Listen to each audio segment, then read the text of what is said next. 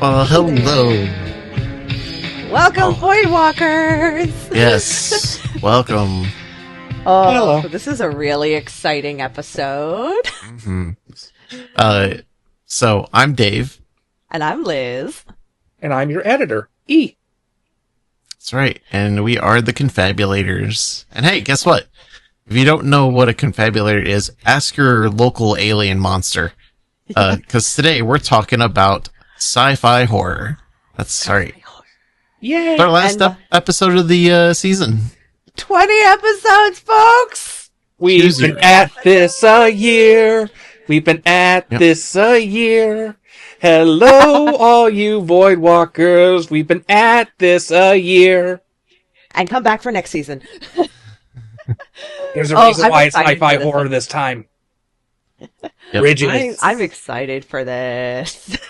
You know what would be funny? Because to reveal to you, Voidwalkers, our next season is sci-fi.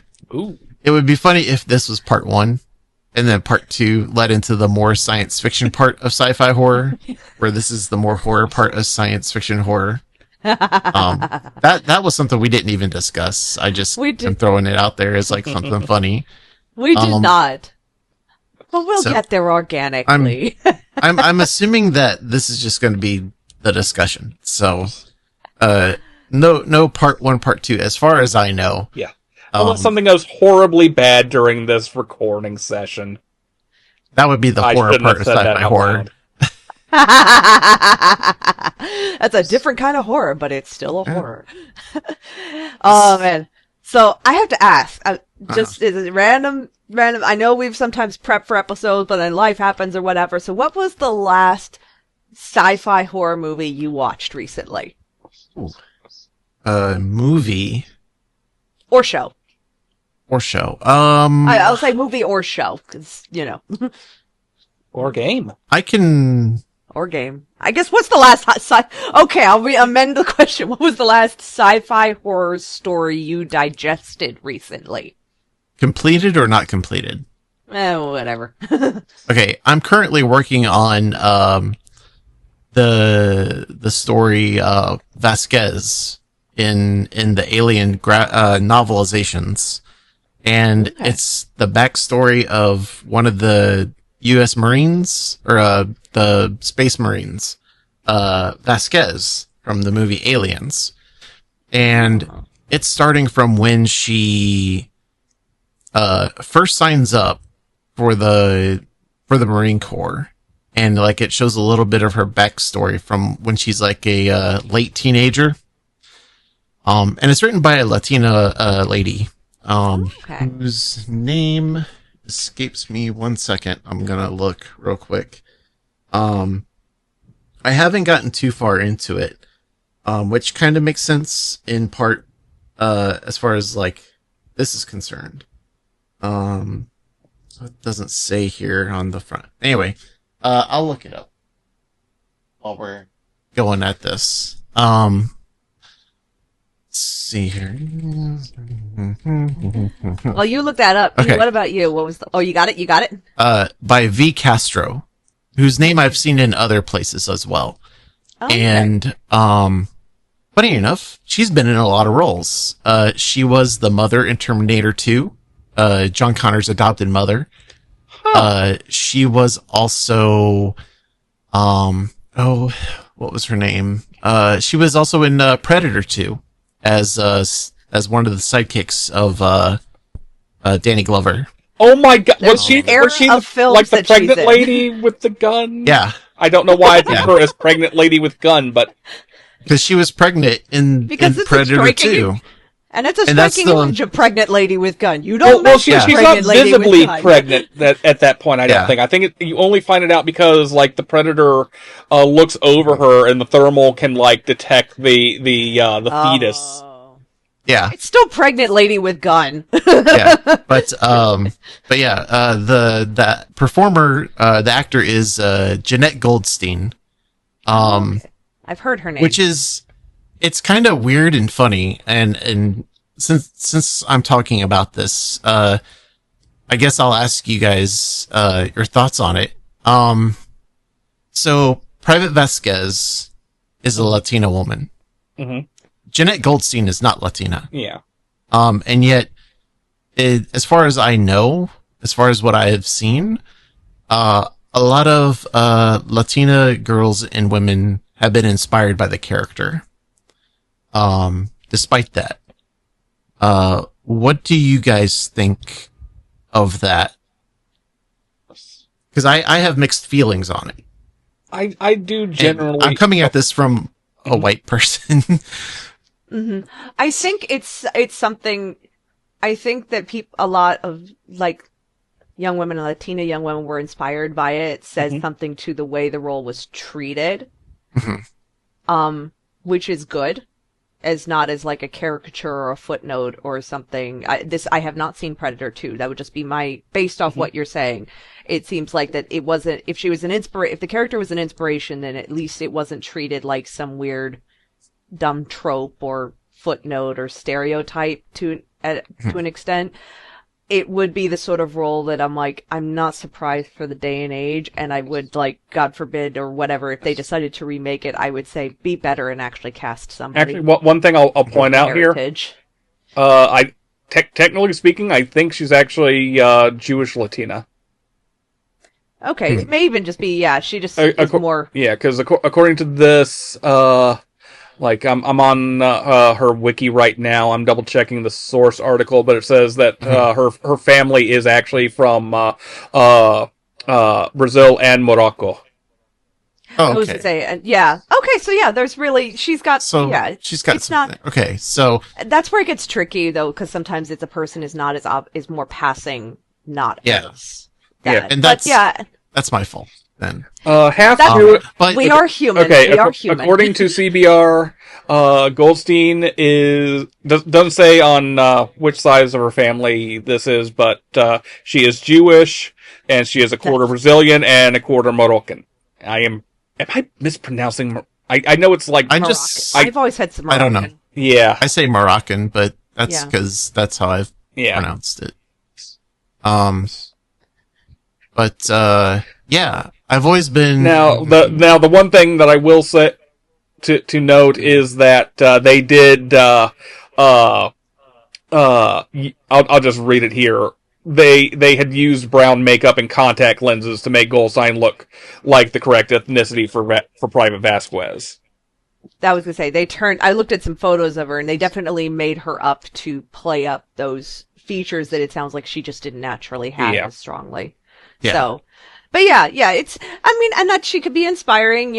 I feel like that it's an easy. It's where the conversation gets so nuanced because you do have people who you don't realize it at first to look at them. Mm-hmm. So, but we are human and we learn. Yeah. And I'm glad the character could be an inspiration, because that also to me is, again, it does speak to that it was a character that was not treated poorly on screen in terms of like ethnicity or falling to tropes or like let's make the person who looks like this minority be this type of character because that's what we always do, and it's like, okay, can we get enough of this stereotype? Yeah. Okay. Yeah. Interesting. We've learned something today, which is fantastic. Yeah. She's been in a lot of stuff. Looking at her IMDb, like she's been on Max Headroom. Oh. Her first role, according to IMDb, was as Private Vasquez. That's a massive that's a jumping in kind of thing right there. That is like being thrown into the deep end. Yeah. Her next big thing, at least big in my opinion, is Terminator 2. But before that, she was in Lethal Weapon 2. She definitely has a type of film she's showed up in that day and age. And then she's gotten like small roles in big things like Titanic, Fear and Loathing. She's done a couple Star Trek things. She's still doing stuff. Like she had something come out last year in a short, but yeah. Okay, she's been kind of all up and down the place. I don't want to distract us too much, but I do feel like I got to read this bit here from the account of her audition. for Vasquez. Quote, so she showed up the meeting wearing, quote, high heels and lots of makeup. I had waist-length hair. She figured out that something was way off when everyone else was wearing army fatigues. It was when she went in read and saw the posters for the Terminator that she knew she was really in trouble. In a brilliant twist of fate, though, the nice blouse that she was wearing happened to be sleeveless, which showed off Goldstein's arms. She had taken up bodybuilding recently, and it was really clear in her arms. She later recalled, quote, she said, are you an actress or a bodybuilder? Goldstein laughs. I was a gymnast. I just happened to be in the best shape of my life. I was gonna say gymnast answers that right away, because and this for me coming from a sport that sort of derives a lot from gymnastics, but if you look at like female, like in the professional world, female gymnasts, male too, but specifically for women, they get shoulders galore. You build arm muscle in gymnastics. I had a vaulting coach who previously had been a college gymnast, and he was like, our practices, like every week, it was like, here, do basically like 5 different variants of push-ups, sets of 20 something odd each, and plus this. I mean, I was pretty much doing like 100 push-ups every practice. I got arms from that. Like, I had shoulders and arms, so I'm not even. And when you got shoulders and arms like that, you show that shit off. Like, girl, I get you. I get you. But yeah, she, the character Vasquez, in the book, you know, it's like 6 or 7 chapters before they actually get to mentioning a xenomorph at all, and it's from a different perspective. But before that, it's mostly like her life as a teenager, being on Earth, and leading up to being falsely arrested for murder, and having a choice of staying in prison or joining the Marines, and some stuff here and there that's kind of added in. I don't know how official the book is as far as canon, but it's been a pretty good read so far. And so far, even though it is aliens, right? Yeah. It hasn't really gotten into much, but that's because I'm still kind of in the beginning of the story, so we'll see what happens. Yeah, that sounds interesting though. I like that, and I like the opportunity to explore a different character and kind of go out of what we know and associate with the Alien franchise, and essentially be a little bit more world building of this world is supposed to be bigger than just this, and that sounds like it's also like a really grounded story. Like it's proof that you can tell a sci-fi story and still be really grounded in human experience that people know and understand. Yeah. So that's cool. I like. So that was my latest sci-fi horror media story. E, what was the latest sci-fi horror story that you digested? Well, in prep for today, I wound up watching for the first time in years. I broke out my DVD copy of Pitch Black. And this is like okay, so the case is over there. It's the quote unquote Riddick trilogy pack, and they called it that because it's got Pitch Black, it's got the Chronicles of Riddick, but it also has the animated feature Dark Fury. So that's what they called the trilogy back then. They hadn't done Riddick yet, or apparently 2 years ago they said a new one's coming out. So I have no idea. Interesting. The first one is the one it's like only one of the Riddicks that I've seen that I feel like that really leans into the horror part of sci-fi horror. Everything else very really light on the horror, I think. Like tone, like it's definitely there, but it definitely feels like it leans into the sci-fi harder than it does the horror. Yeah. It's sci-fi flavored. It's like sci-fi with a little horror sprinkled exactly. Because it uses, like, if it's something that if it was remade, I could see somebody it gives you enough that you could see how somebody could lean into the horror more and make it more strongly horror than it is sci-fi, though I kind of like the balance it strikes between the two. It's really interesting the way, like, I don't know if those things have names, but they're it's obviously like, they're movie monsters, and in a certain way they're clearly influenced by, as carrying on from what Dave talked about, the xenomorphs in Alien.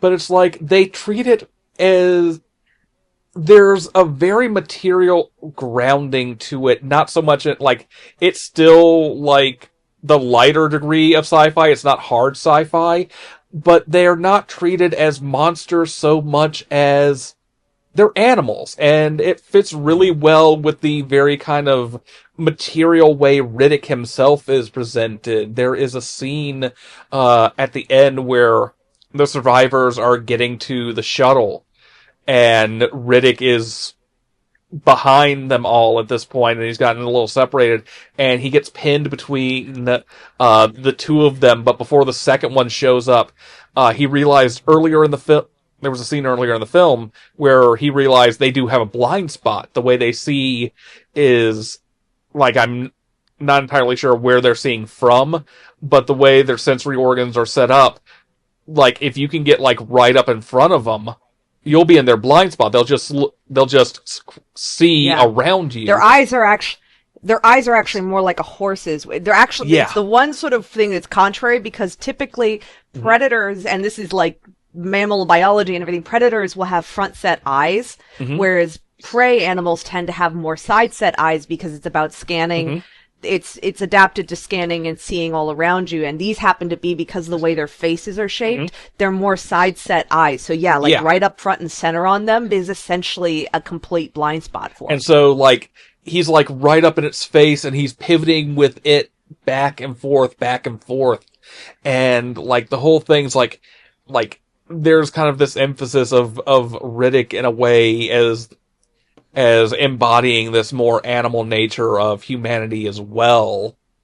And I think you see that reflected throughout his character and the way he interacts with others. Like everyone kind of treats him as this big badass killer. And yes, it is true, Riddick is a killer, and he makes no bones about it, but he's not someone who, like, does it for the thrill. He doesn't do it because he enjoys it.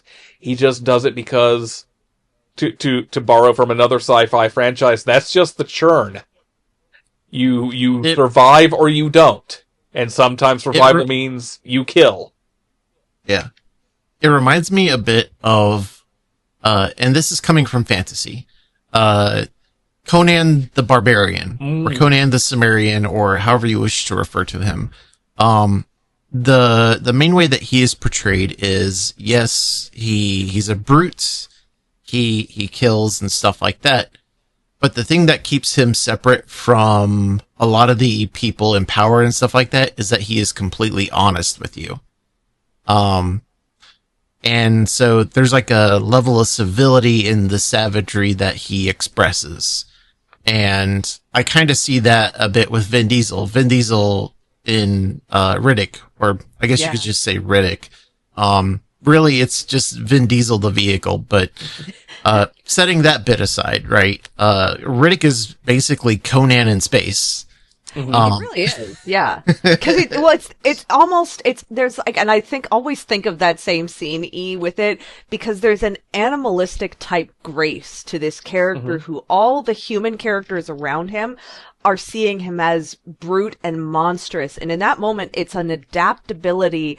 And I mean, just even his motion, like the physical motion he's going through of swaying with the creature, it's actually extremely graceful. Exactly. And that level of fluidity on your feet isn't about muscle. It's about control and flexibility. And I mean, again, this is kind of me leaning into my background in vaulting, but that ability to adapt to a changing motion and move with the creature, that's muscle, but is a very different set of muscles than what everybody sees him as, which is the brute muscle, And I mean, you go look at like a dancer's muscles, they'll look very different from a bodybuilder's, but you do not fuck with those muscles, because their muscles are developed for the amount of control to be able to do like crazy things on their toes that literally no one else is physically capable of. So, but yeah, there's a movement and flexibility in there that is so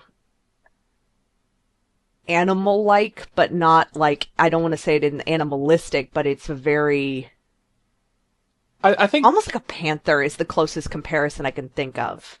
Panther definitely works. Also, one thing... Like, anything that's got like a large... But again, it's a contrast to what people see him as. Also, one of the fascinating bits, you noted, the issue of, like, the way the eyes are set being unusual for a predator. In a way, it does make sense, because one of the things they established towards the end of the movie, yes, they're predatory creatures, but they're also prey because, like, that planet, we don't get to see much of the native life of that planet, but one thing that they do show off that kind of indicates how this species survives with a seemingly little food supply outside of apparently, like, colonists that are and humans that are hapless enough to let be there, like, every 22 years, is they'll actually cannibalize. They will turn on each other and devour each other. So, like, they're both prey and predator at the same time. So it makes sense in a way that they would evolve the eyes on the side of their head to be able to, like, watch out for their fellows. And in a way, it's also that's what they're watching for. And it's also an interesting commentary on, and especially when you consider, like, how vicious and capable they are to begin with, too. Yeah.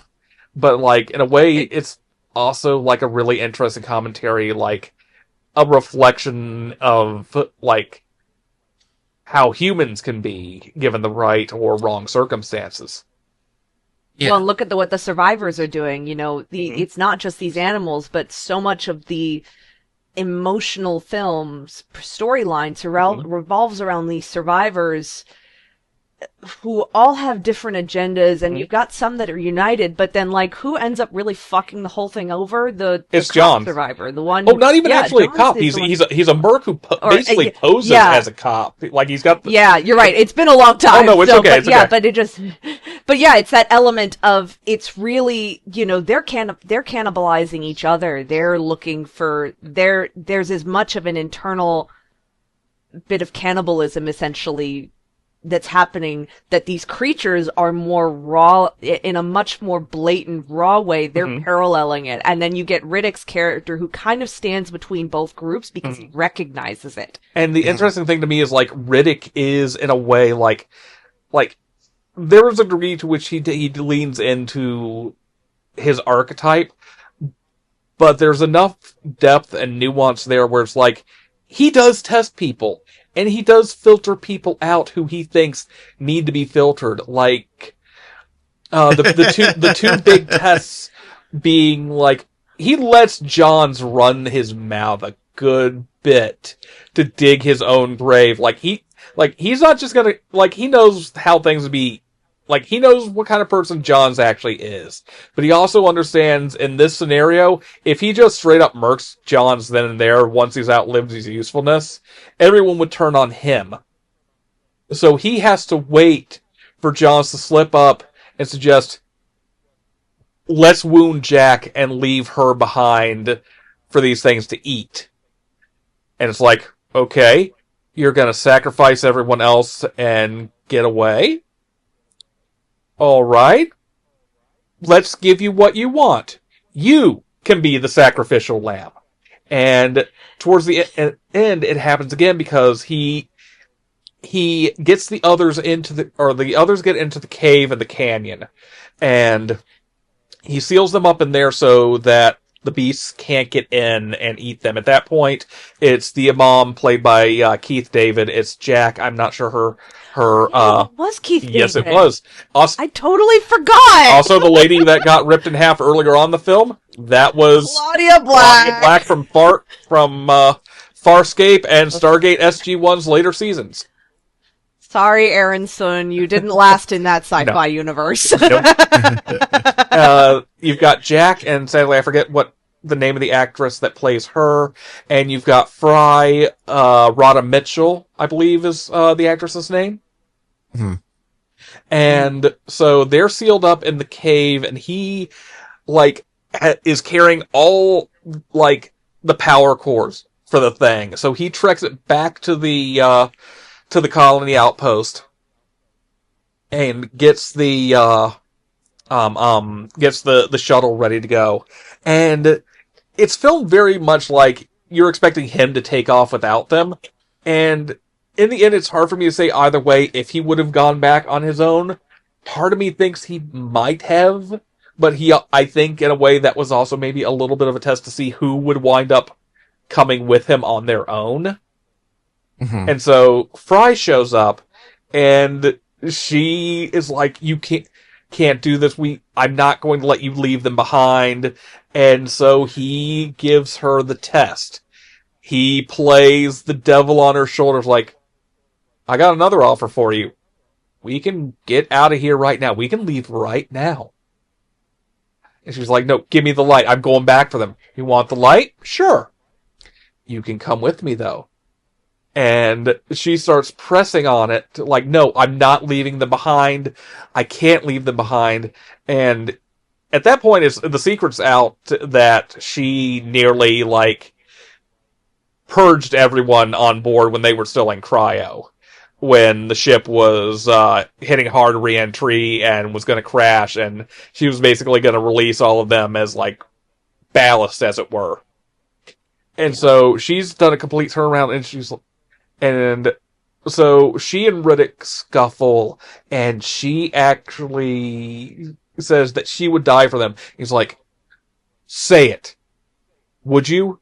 And she's like, "I would die for them."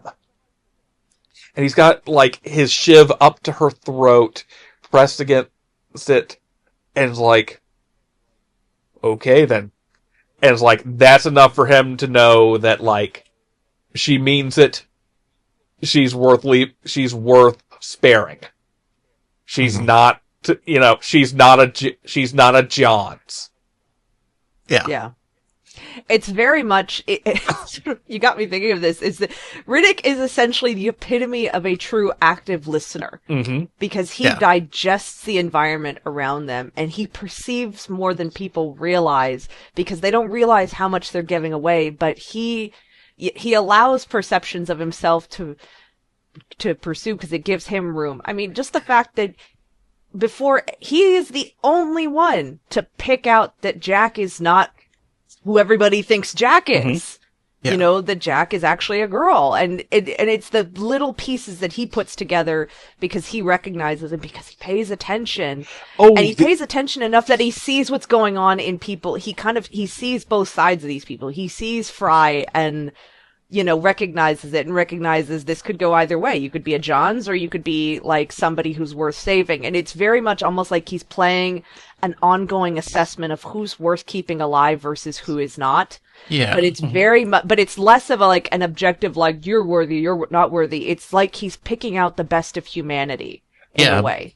But he also does it as a case of survival, Yeah. And it kind of is part of just, like, how life is for him, and just all the roughness of everything. But also, it allows him to keep track of other creatures and stuff like that, and it leads to, like, scenes such as probably one of my favorites, and, like, my favorite line of the movie, or lines, plural, is when Guy's coming up and he's like, "Hey, how's it look up there?" And he's like, "Seems clear." And the guy, like, starts to go, and I think some sort of flying creature dive bombs, and the guy one of the hammerheads. Yep. And then the guy goes, "I thought you said it was clear. What does it look like now?" He's like, "Seems clear." It's yeah, so his funny. little bit of like, it strikes me as having a bit of a parental of, he's trying to get them all to understand you don't just trust what you see. Mm-hmm. Yeah. Don't take things at face value just because that's the easy answer. And it's kind of what he's forcing everybody to do, is actually, like, pay attention and stop sitting there and mouthing off and maybe start listening. Yeah, that and I think he's just got a sense of humor, and sometimes Oh, it just comes up at definitely. good moments. I still love the moment when they look across and somehow, like, he's sent them all on, like, this wild goose chase off into the desert, and then they suddenly turn and look back, and he's under Who's It's umbrella Yep. with a drink, like, I'm just here. Oh god, that Like, poor guy you who got did that shot for no because reason. what's his name? They get, like, the first one to get eaten by those hammerheads mistakes him for Yeah. Riddick. But Yeah. building off what both of you said, there's another scene, Liz, you were talking about the way he listens. That comes in to play literally as well when they're first making out after dark. When they've got, like, all the fiber optics and carrying the cores on the sled. Because... Which, by the way, a visually really, really cool scene. It's really nice. And, Yeah. like, the Imam is the one to point out to him, like, we've gone in circles. These are our tracks. And Riddick is like, Riddick doesn't really comment on it so much as he just tells him stop and listen. And he just right up admits that I was buying us some time, and because now everyone is able to hear what he was hearing before when he, like, lure isn't the right word, but like when he led them in a circle deliberately, because he could hear off in the distance the hammerheads gathering up ahead where they were going to be going through, and realizes if they had just kept on straight like they were supposed to, they'd have gone right into the middle of the maw. Yeah. Yeah, he plays I'm going to show them and not tell them. He puts them in a situation where now when he does finally say something, they have the evidence for themselves. They perceive it now. Mm-hmm. Yeah. And it's a very show, don't tell. Kind of a Cassandra light, if we're going to refer to ancient Greek stuff.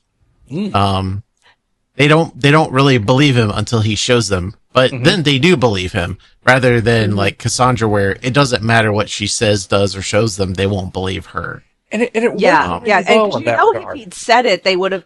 Yeah, and because if he'd said it, they'd have been like, "Are you just trying to like manipulate us or whatever?" But because he's put him in that position, it's not just that they believe him; it's that they believe him and understand the urgency.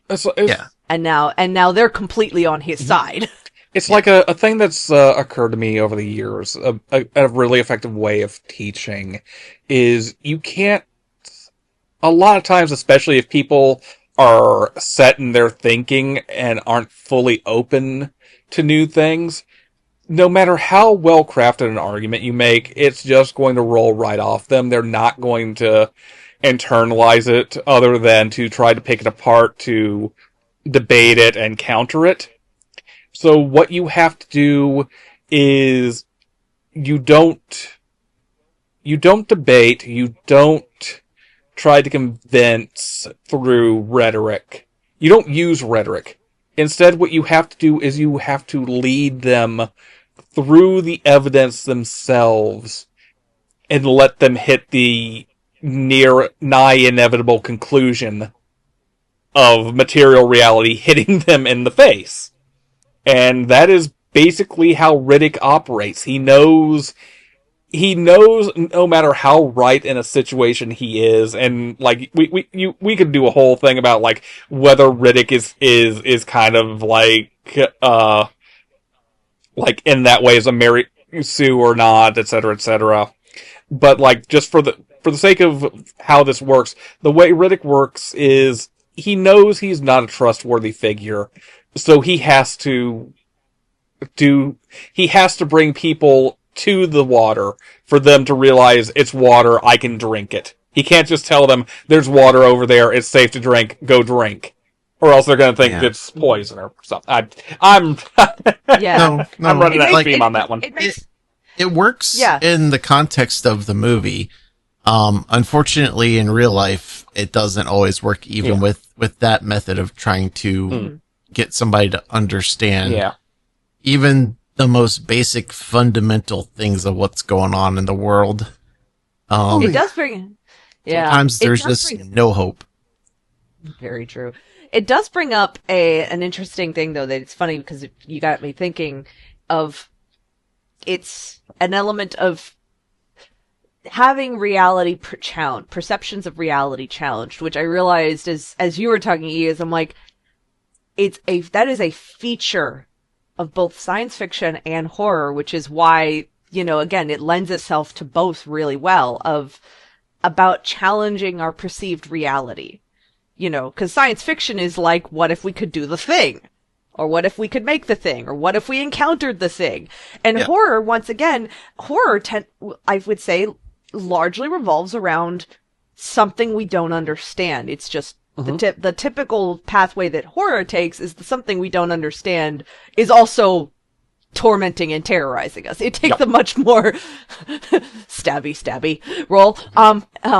Thinking of Michael Myers, but it just got me thinking on that, of the interesting element that they share, and makes it also something I feel like you see in a lot of sci-fi horror, is it explores that element of science fiction, which is something looking at beyond what our human understanding is of X, Y, or Z.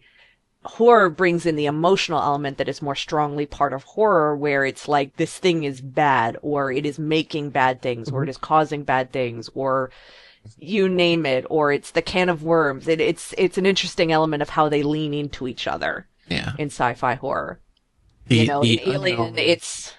Yeah. the unknown versus the discovering and learning of what is unknown. The final frontier, as it were. But the final frontier is bad, which is funny because in a lot of sci-fi horror, I think you get an element where there's the early perception of, whoa, this is incredible. There is the science fiction aspect of the scientist and the discovery of, this is fascinating. The horror aspect is realizing there is something really, really wrong with this horrible thing. And I mean, I feel like you could point it like Alien, they find, there's this thing and it's an incredible thing, and yet now everything's dying, and everyone's dying because there's an alien chest popping, and bye-bye John Hurt. Until Annihilation, Spaceballs. Pretty horrific. Yeah. Okay, yeah, but can we just appreciate the moment in Spaceballs when he looks up and goes, "Oh, not again." Hello, my darling. Hello. Yep. Ah, crap. I can't remember how to... Alien. Yes. And followed by, what did he get? Oh, the special. That's what I ordered! Check, please. Yep. Excuse us while we jump ship a little bit on that, but yeah. I love it. You mentioned Annihilation, which I've read the trilogy. This was before the new one, Absolution, came out, which was, I think, earlier this year, if not late last year. I read the Southern Reach trilogy because I saw the movie Annihilation, and I really had a good time with it. And I was like, oh, okay, well, let's see some different... There's so many differences. It's bananas. I'm sure. Like, I'll get to those books eventually, but that's kind of the impression I've gotten, is there's a lot. The books are... At least the first one is well worth it. The second one is an interesting look from a different perspective. The third one just gets kind of weird. Feels like weird. The author is trying to tie up loose ends, and I don't know if he fully succeeds at that. I don't know. If it doesn't quite feel like it hits the mark the same way. It flips from different perspectives to kind of like showcase, okay, this bit is what happened, and this bit is what happened, and this is over here, and this is over there, and yada, yada, yada. Which, I mean... It's very unfocused. It's interesting to see some of the perspectives, but I never felt like we needed them, so it's... Yeah. I mean, it also like kind of gets into a little bit of what happens after the end of the second book. But I didn't really feel like the book itself, the last one of the trilogy, made much sense to be what it was. I feel like if he was going to make a third book, it should be a continuation of what happens after the second book. But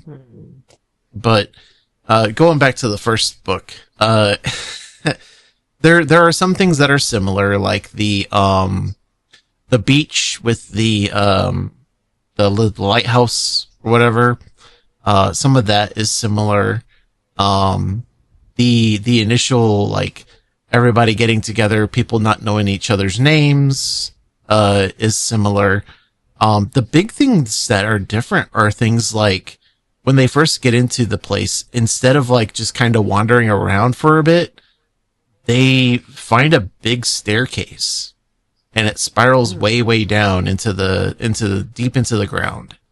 And there's like lettering and stuff that's there, and like the teammates kind of turn on each other in a sense because of one of them being a psychiatrist who's manipulating the others, and like it gets really wild. There is no bear lady. I will say that. There's no bear woman. The screaming bear thing. Which is the thing that everybody knows about the movie, other than Natalie Portman's in it, is the bear. Because I had no idea about the bear when I watched the movie. I literally had so little knowledge. I think I'd seen a clip of like one scene, and I don't even remember what scene it was, except that I think the only thing I knew about the movie was, color hazy thing. And then after you had talked about Color Out of Space, it was like, okay, so something similar there. And Natalie Portman, that's all I knew. Yeah. And I did not have the bear in my breadth of knowledge when I went in. Yeah. There is no bear in, the Southern Reach trilogy. It's all very different. There's it's a really creeping death kind of deal, in a sense. And just the exploration of the senses and what's going on, what might be correct, what isn't correct, or what may not be correct, but is, stuff like that. Like, it's very fascinating in that way. The people who made the movie feel more like they were influenced by The Color Out of Space, rather than the book. And the book was kind of an excuse to use a few bits and pieces from the book. So they may have gone back more to what was maybe some of the source material inspiration behind the book, and the movie kind of went back to that. Because that's kind of how I got to when you had described The Color Out of Space a while back, and then I thought of like the little bits that I had seen of the movie, and it made me think, oh, this sounds interesting. It sounds like they tried to take an approach. And I mean, considering that, like, to me, there's an underlying theme in the movie, and it's one of those movies where it's like, the horror isn't, there's the horror scenes where it's the more conventional action horror, monster hunting, but there's an element of horror that's underlying in it that you see through Portman's character, which is more the horror of the existential crisis when there is something in front of you that does not physically make sense. It defies your physical understanding of the world, and yet you see that it's there and know that it's real, but your mind is trying to quantify something that is essentially unquantifiable because there's no physical way in your understanding it makes sense. And that, to me, lines up very much with what you said about The Color Out of Space, of it being this, you can't, it's a color that no one's ever seen. Yeah. What's interesting, and this is just like something that's popped into my mind, mainly because I recently picked up his most recent book. Mark Z. Danielewski, who wrote House of Leaves most famously. I need to finish that one of these days. Yeah, I finished it. It was really good. And it reminds me a lot of like the more Lovecraftian kind of feel. I promise you I'm not completely deviating. This is more like I could see something interesting come out of this. He writes stuff that feels like it would fit with a Lovecraftian kind of style, but also could lean a little more into science fiction. Given like bits and pieces that he's done in that book. I would love to see him, like, if there was a such thing as a remake for a book, which there probably is, but I would love to see him write the Southern Reach trilogy. Like, he has the plans and stuff like that, right, from James Vandermeer or Jeff Vandermeer, sorry. And like he reads those books and stuff like that, and then he rewrites it. But he rewrites it with his style. And I think it would be an insane trip into sci-fi and horror. Well, and what's funny is, now that you mention it, I think, we overlook it in some ways, but and maybe it's just because his own works themselves maybe aren't as obviously science fiction, but there is something about Lovecraftian horror that very much appears in science fiction and lends itself to science fiction. And I think some of it's that existential element. It's that sort of existential of things that are happening beyond our perception and our understanding, and that existential terror that comes from, it's here, I see it, and I don't understand it. It doesn't make sense. And I find myself thinking of like honestly, what was it? Even the show, Lovecraft Country. Mm-hmm. You know, you think it's going to be X, Y, and Z. There were a lot of the things that I really liked about that show. What surprised me or sort of threw me at first was that it suddenly started leaning into a really science fiction element by having one of the characters basically end up sort of world traveling. And I was like, okay, but this also makes sense because it's like, it works as much as it's also a little bit out of left field, but you know, and that we can lean more show pacing, storytelling, what have you, but that element of, again, I kind of lean back to, I mean, as silly as it is, the first Thor movie when he goes, what you perceive as magic to us is science. And I think that's something that's kind of why you can, I almost see where the crossover of like Lovecraftian influences in science fiction, because it comes back to that element of what is magic to somebody else is science to another. What is something that cannot be understood by one person is understood by another. And it's that middle ground where it's terrifying. You don't get it. I feel like I think I agree with you for the most part. I think I'd like to add, and maybe you agree, maybe you disagree, that I think in part it's because most, if not all, of Lovecraft's protagonists are people who are investigating, who are tied to universities, places of intellect and logic, and when they dive into these unknown things, it's akin to exploration, discovering the unknown, the final frontier, and all that stuff.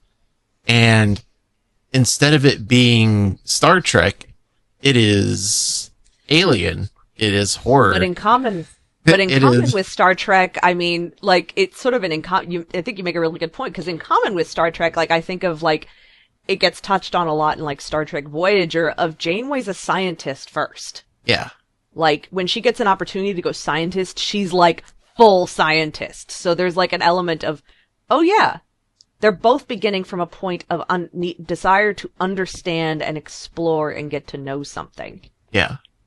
I'm trying hard right now to not make sad, angry jokes about Tuvix. But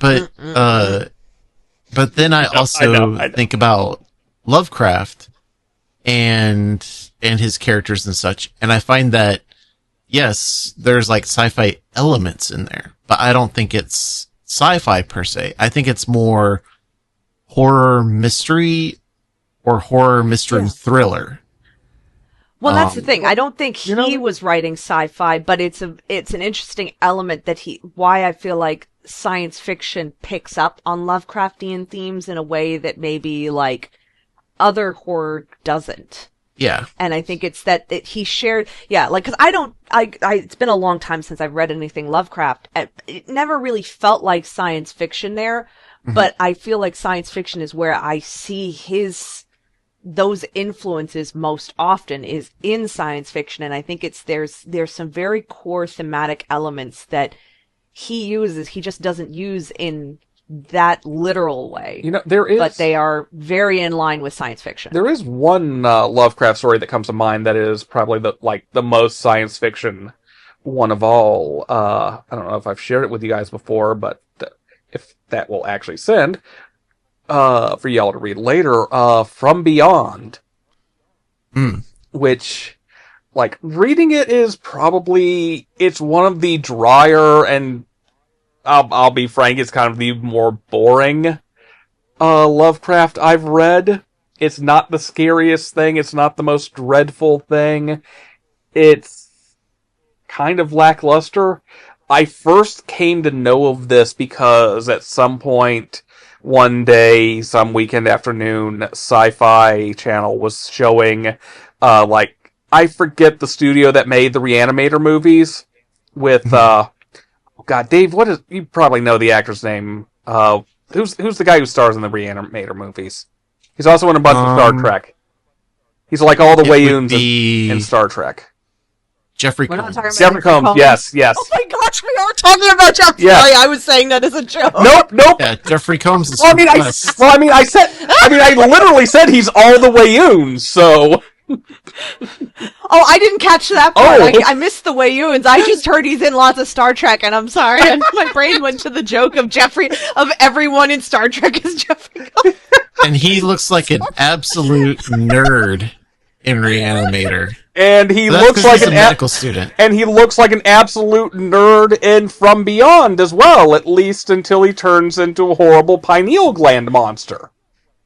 Which does not happen in the original novel. But yeah, that is a fascinating thing to go from, like, watching, admittedly, this edited version on Sci-Fi, where they, like, you know, it's a very, like, direct-to-video 80s horror movie, complete with, like, let's throw in an S&M subplot! And, like... Because why not? Listen, we have this attractive blonde woman, we are putting her in the dominatrix outfit. Why?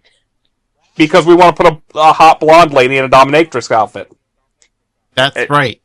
Damn it. And now we're going to to have Jeffrey Combs and this other guy both in, like, tons of foam rubber and, like, literally dripping goo as they look like giant titties in a boy. This movie. This is a bizarrely sexually charged movie. Now that I think about it, like, both turn into, like, giant interdimensional penis monsters, basically, with their pineal glands popping out of their forehead like a single wiggly antenna that just goes.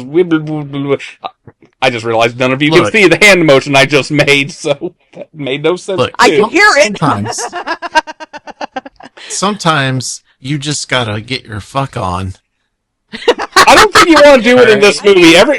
Everything involving that is bad. But it's like, but okay, so yeah, so involving, like, the actual, like, context and setting of both the movie and the short story is, like, it's basically like the mad doctor, whose name I forget, and it would take too long to look up right now, invents this device, and it basically is a thing that, like, it doesn't pierce the veil, but it lets you see the veil.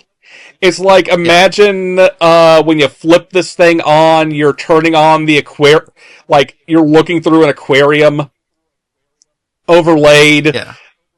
Like, that overlays our reality, and you can see all the weird little interdimensional beings on the other side. But also, you gotta be careful, because they can notice you, and, like, if they notice you well enough, they can, like, bite you. Mm-hmm. Large bites. Yeah.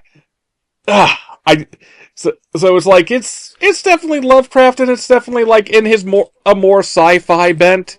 It's kind of interesting. The short story doesn't go far particularly. It's an interesting idea, and you can see how they could mine it for the film adaptation, and you can also imagine how much room they actually had to, like, just invent whole reams of story cloth to actually fill this thing out, because it's basically like, I went to the doctor's house and some weird shit happened when he showed me his weird device, and I was not comfortable with it, and I don't know if I'm going to deal with this again.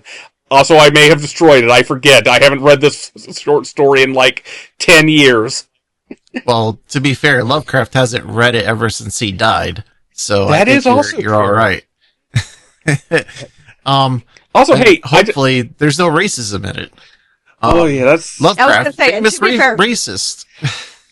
You beat me to it, Dave. I was going to say, disclaimer, folks, we do not support the views expressed by Lovecraft. Or what he names his cat.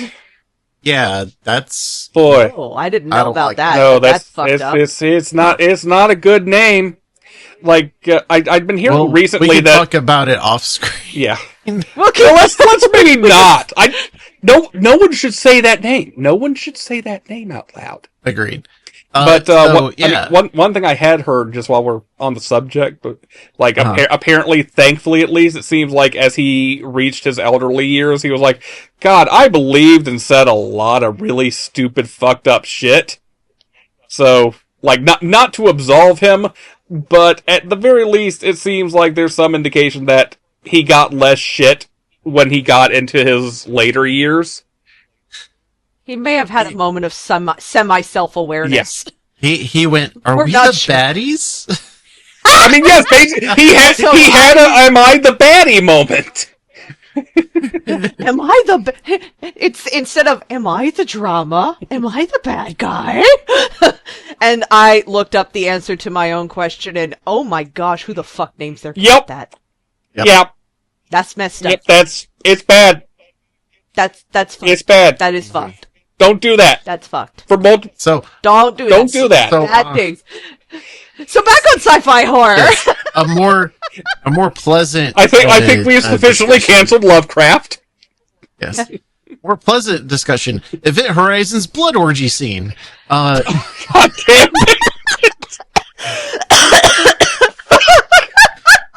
I think I killed Liz. You killed us both. I mean, I knew we'd get here eventually. I love the way we did. You mean the way Dave just throws it out there? I mean, they did. That's just what. Sometimes you just gotta take. Okay, I'm gonna sidetrack for a moment here and just say that. And this is gonna be a total sidetrack, but it's what it is.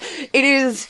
To an experience I witnessed in a theater production as a teenager, what Dave did just now. Back when I was in high school, my school performed the play Jabberwock, or Jabberwock, I don't remember, whatever. I was watching it though, and I happened to be watching it, I was ushering, so I was watching it, and we were watching it on the last night. And one of the traditions in our theater department of the students was that final night of the show was prank night, which you could prank as long as it didn't actually interfere with the flow of the show itself.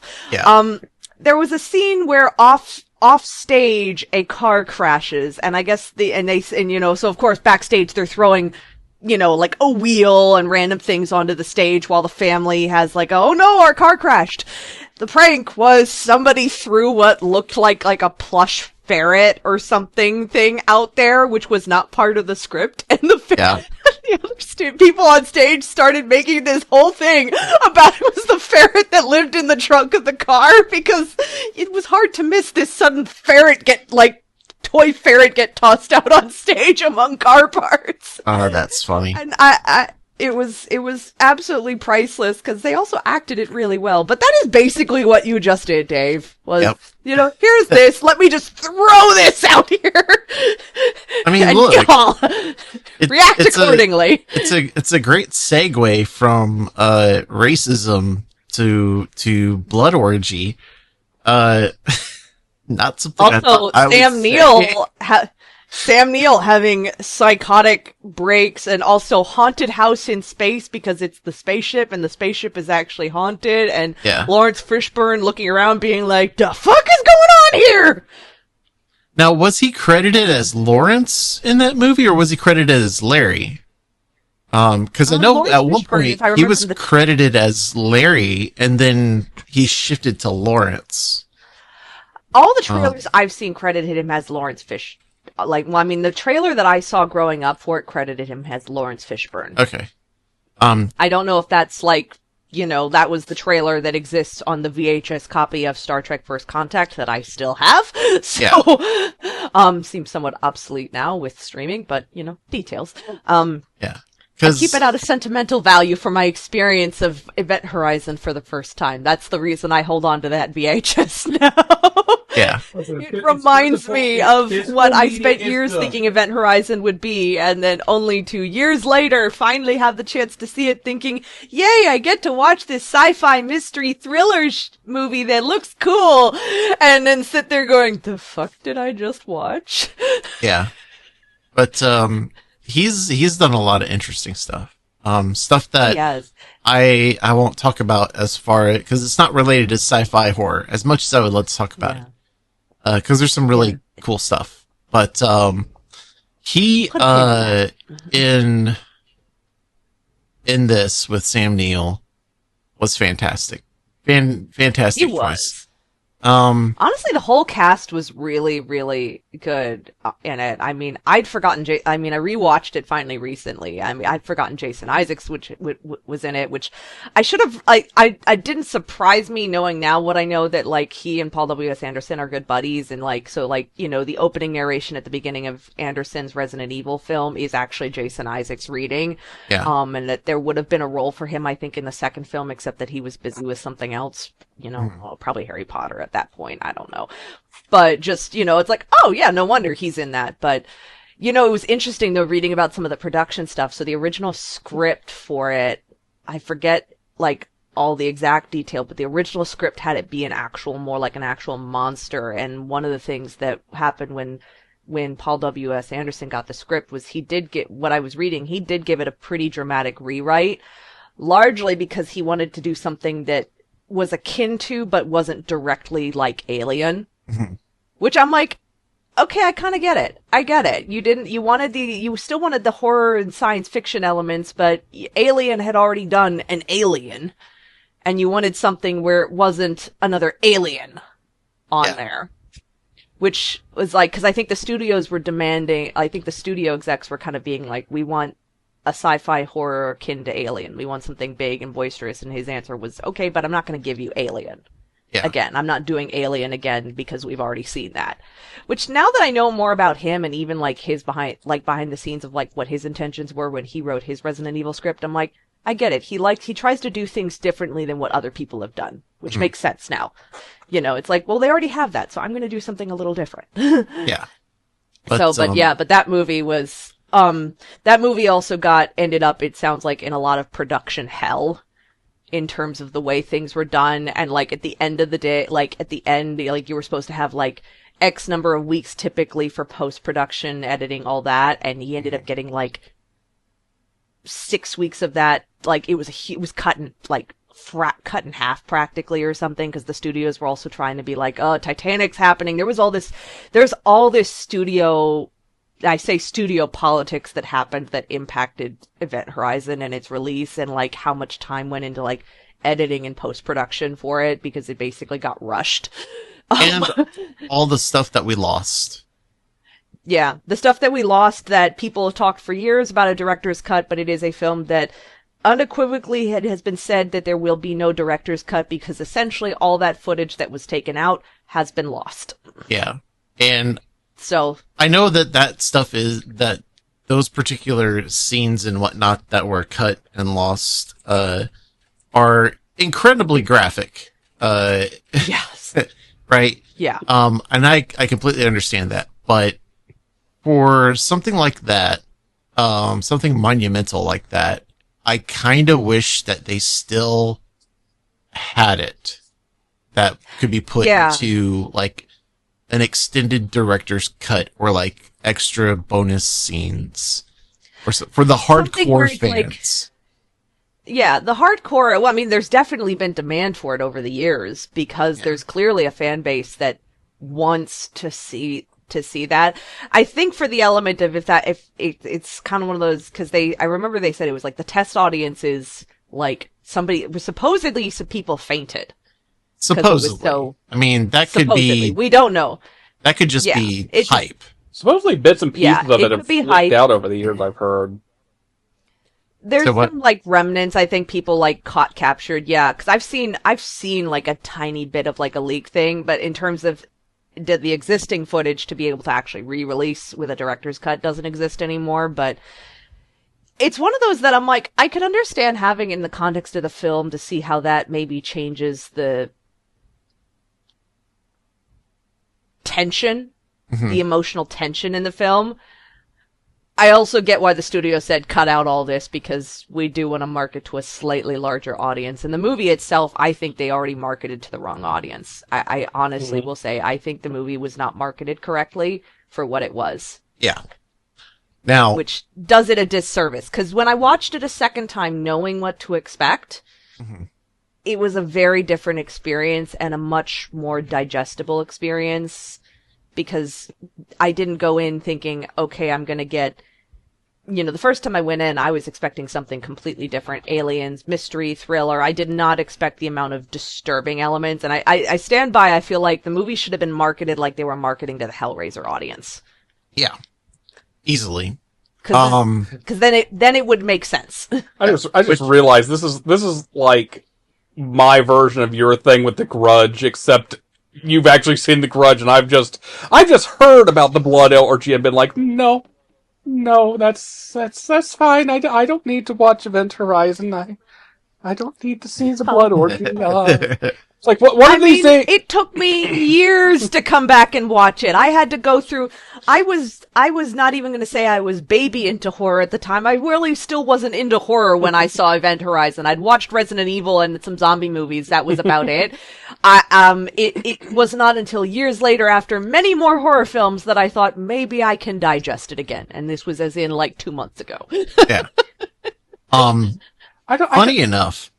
Yeah, go ahead. Oh, it's like it's still like just one of my weird thing. Well, I guess it's not a weird thing, but it's like what, like my horror bent is always more towards like the psychological and the tense and like the, I don't know how else to phrase it, like the hairs on the back. Physically graphic? Not so physically graphic. Like the more physically graphic something is, the less I am interested in it, both from a like just curiosity standpoint and I don't want to see that. My brain don't want them visuals. Apologies for the sing-song, folks. Funny is that, what's funny is it's actually, I would say that was the other thing I was able to more like recognize the second time watching, because I knew to expect that it would be visually graphic at times. Is that it's actually very psychological horror, because one of the ongoing features throughout the movie is once they get on the Event Horizon is these different crewmen are seeing visions of like past traumas or shameful things, or like Sam Neill's character is seeing his ex-wife or his divorced wife. I think he's supposed to be dead or something. Like she keeps appearing to him. One woman is seeing the child one crewman is seeing the child they lost. Fishburne's character is seeing like the soldier he wasn't able to save. And so there's a very psychological horror element of these sort of ghosts of their past coming back to haunt them. But when they drop the other shoe to the physical graphicness, it's like, it's less of a shoe and more like dropping a piano. It's more like an Acme drop. We're dropping an anvil on you, not the shoe. The shoe just gonna go boink. This is like, now we're gonna crush you with the visual. I mean, and there's some ones that are so shocking. Like when Fishburne discovers the medic, because Jason Isaacs plays their doctor, like discovers him. I can't even describe. It's insane. But when he discovers him in the med bay, it is like, holy fuck. Like, this is messed up. Yeah. And in some ways I see why they did it, because it also contrasts them really powerful, like their whole thing of like the gravity drive and like everything, which also is just a cool visual for that, honestly. Oh yeah. That movie had some really sci-fi visuals. It really did. They did a great job blending horror and sci-fi just right on the button. Even the ending with the implication of you're not really sure, that whole she comes out and then you think it's fine and then she's not, and then she actually wakes up and it's like, oh, she ain't okay. Yeah. Yeah. And I kind of like those like unsure endings when they're pulled off well like that. It's kind of oh, okay, well, if it's like this is kind of messed up here, but if it's like this is really messed up. But we're not sure which way it goes. Horror. And that's very horror, like leave the viewer going, wait, but what? Yeah. Like that's sort of I don't, is it, and it's so contrary to the instinct, and this throwing in the whole sci-fi element of all this and that, but look how humanly messed up these people are. Yeah. I mean, just that basically the premise is it folded space, but in the process of folding space, the event horizon may have passed through a hell dimension. We don't really they never really say what it passed through, but it basically passed through a hell dimension. Yeah. Warhammer 40k Like, fans, this is your opportunity to send us emails telling us that it was the warp. Yes. It's such an interesting, though. Because it's either like, did the ship pass? They talk about in the movie of like, where did the ship go? Or what did it pass through? But there's a part of me that's also like, is it that the ship passed through, or is it that nobody considered what folding space would do to a human? Yeah. Because I almost feel like you could make a case that, I mean, admittedly, the crew that you're with in the story, they haven't experienced the folding space, but it's almost like, is it this, or is it that, like, in folding space, the reality of this ship has become something else? Well, clearly what they needed this whole time was pop singers to fix everything. I don't know how to make this Macross joke for people who aren't initiated on Macross. I'm making a Macross reference! Yeah. Funny enough, a movie that I consider kind of like a companion to Event Horizon, is Cube. And oh yeah, I haven't seen it, but I've heard that. So yeah, Cube. I've always seen it as like a companion piece to Event Horizon because there's a lot of like little similarities. It's like a big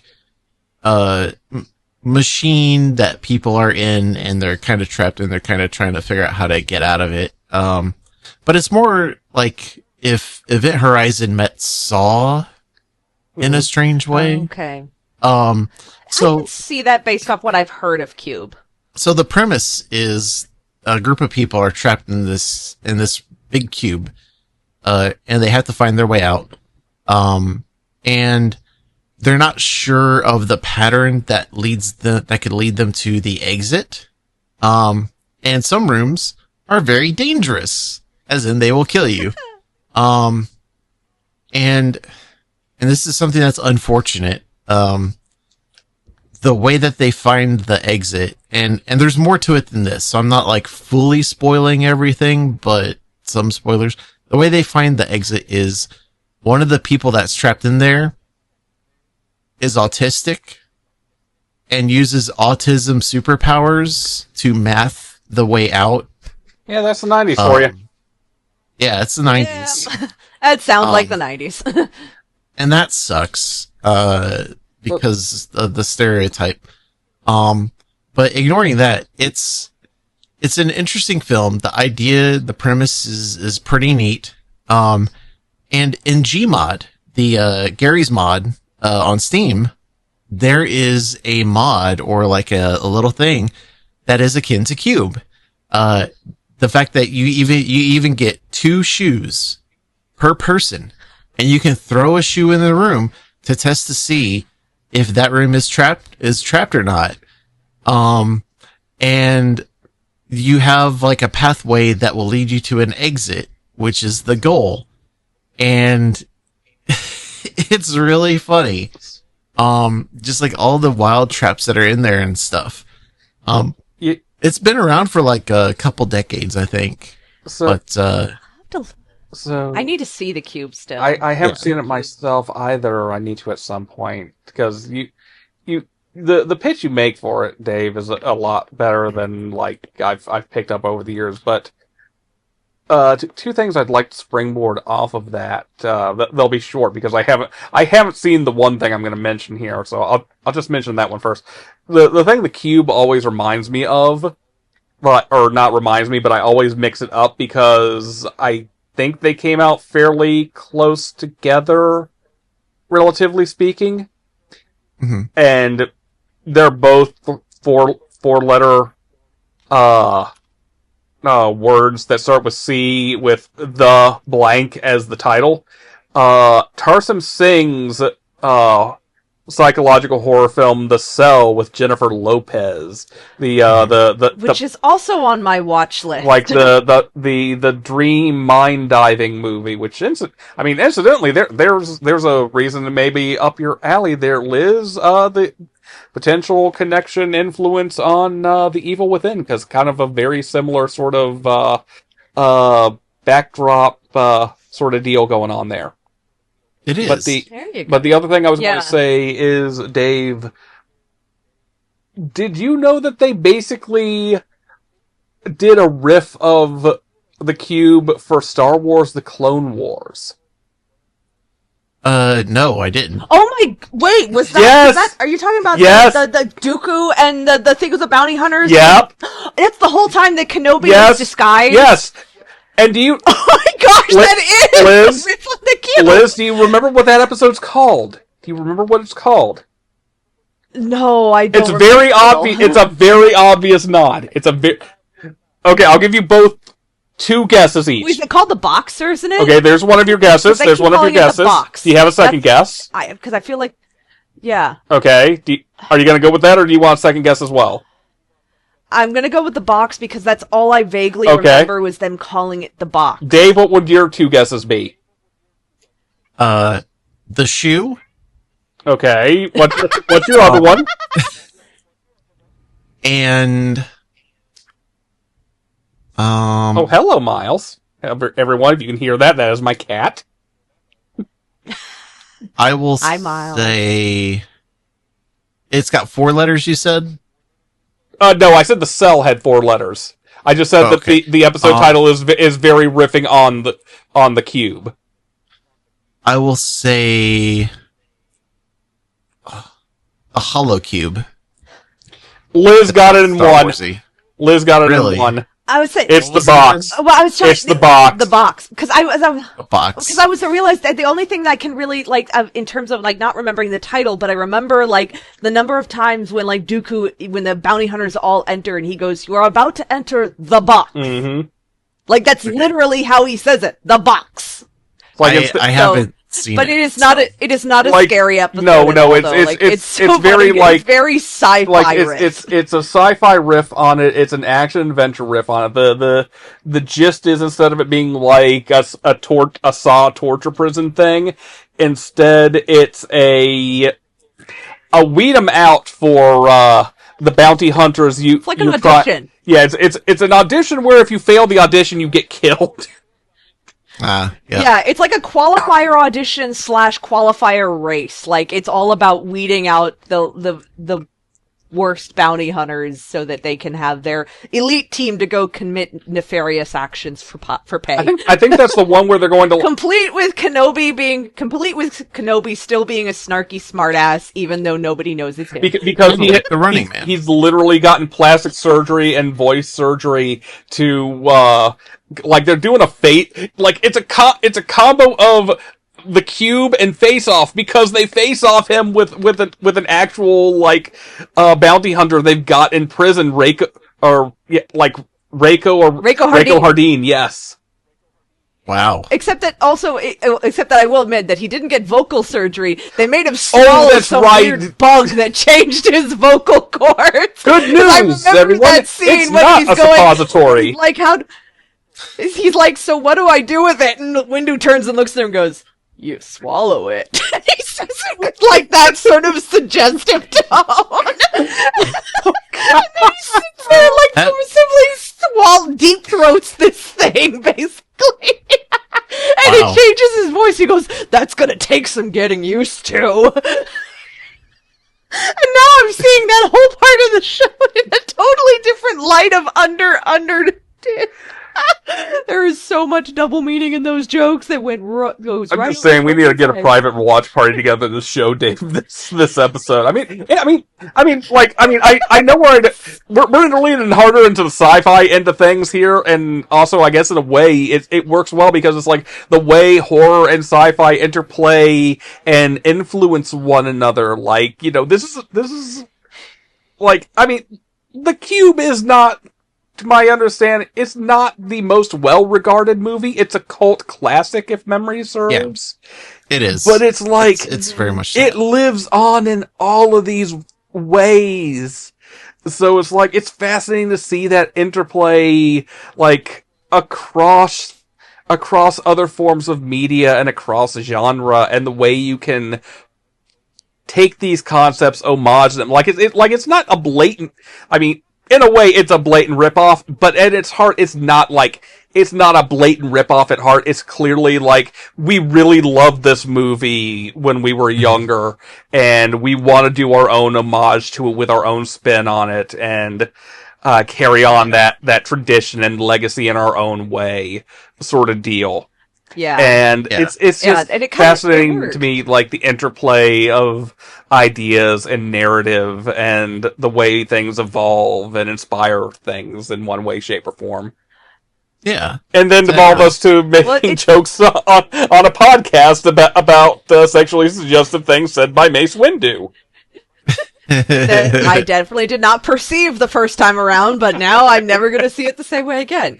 In fairness, too, as much as, well, the broader, I think, world's perception of Star Wars would not say it, but Star Wars, I mean, I finally finished listening to Red Harvest, which is basically, what if Star Wars, but zombies made by Sith in the Old Republic? That's Legends, isn't it? It's Legends now, yeah. It's Legends now. It's not considered canon. But, I mean, I feel like you could make an argument that Old Republic is so old that you could still be like, Legends is loosely connected. But, yeah, it's basically, what if this Sith guy basically, in an attempt to prolong his life, used some Force-sensitive orchid to do a thing, and it actually turned everybody at this Sith Academy into basically Sith zombies, monsters, and this Jedi is trying to escape from it because she got kidnapped with it. It's Resident Sith. It's hilarious because it is definitely like Star Wars but zombies. But to be fair, and complete with the gore. To be fair, it's a Sith Academy, and only like one person's going to make it out alive at the end anyway. So I think two make it out alive. If I remember correctly, the pilot and the Jedi who was originally kidnapped with it. Well, the brute that kidnapped her, he helps them get out, but then they have to airlock him because he's also infected. Well, I mean, in regards to the Sith specifically, because nobody makes it out there. There can only be one master and one apprentice, and the apprentice and master will eventually try to kill each other. Yeah, well, this is gonna be me being this story predates the rule of two. And the earlier Sith Academy days when it was a whole mess before Bane showed up and went, rule of two! The rest of you die! But yeah, they did attempt their own, somebody did attempt a zombie horror story in Star Wars. I will say, I like the premise of it. I like the idea of it. I like how it's a little different from most zombie stories in how it's executed and presented, and how it also sticks within the world, the universe in which it's made. Yeah. And it's like, this could happen in this universe. It makes sense. It logics. Yeah, it's like they thought through logically what it would look like to have this and have it work within the realm of possibility. Yeah. The cover's also really awesome. Pretty good. And also title Red Harvest, that's a pretty good, like, yeah. Ooh. Yeah. So, even Star Wars at one point took a stab at it, and I don't know if it'll ever happen again now that Disney owns it, but that's a whole different Okay. If they took Red Harvest and they said, we're going to adapt this to film, who would you want to direct it?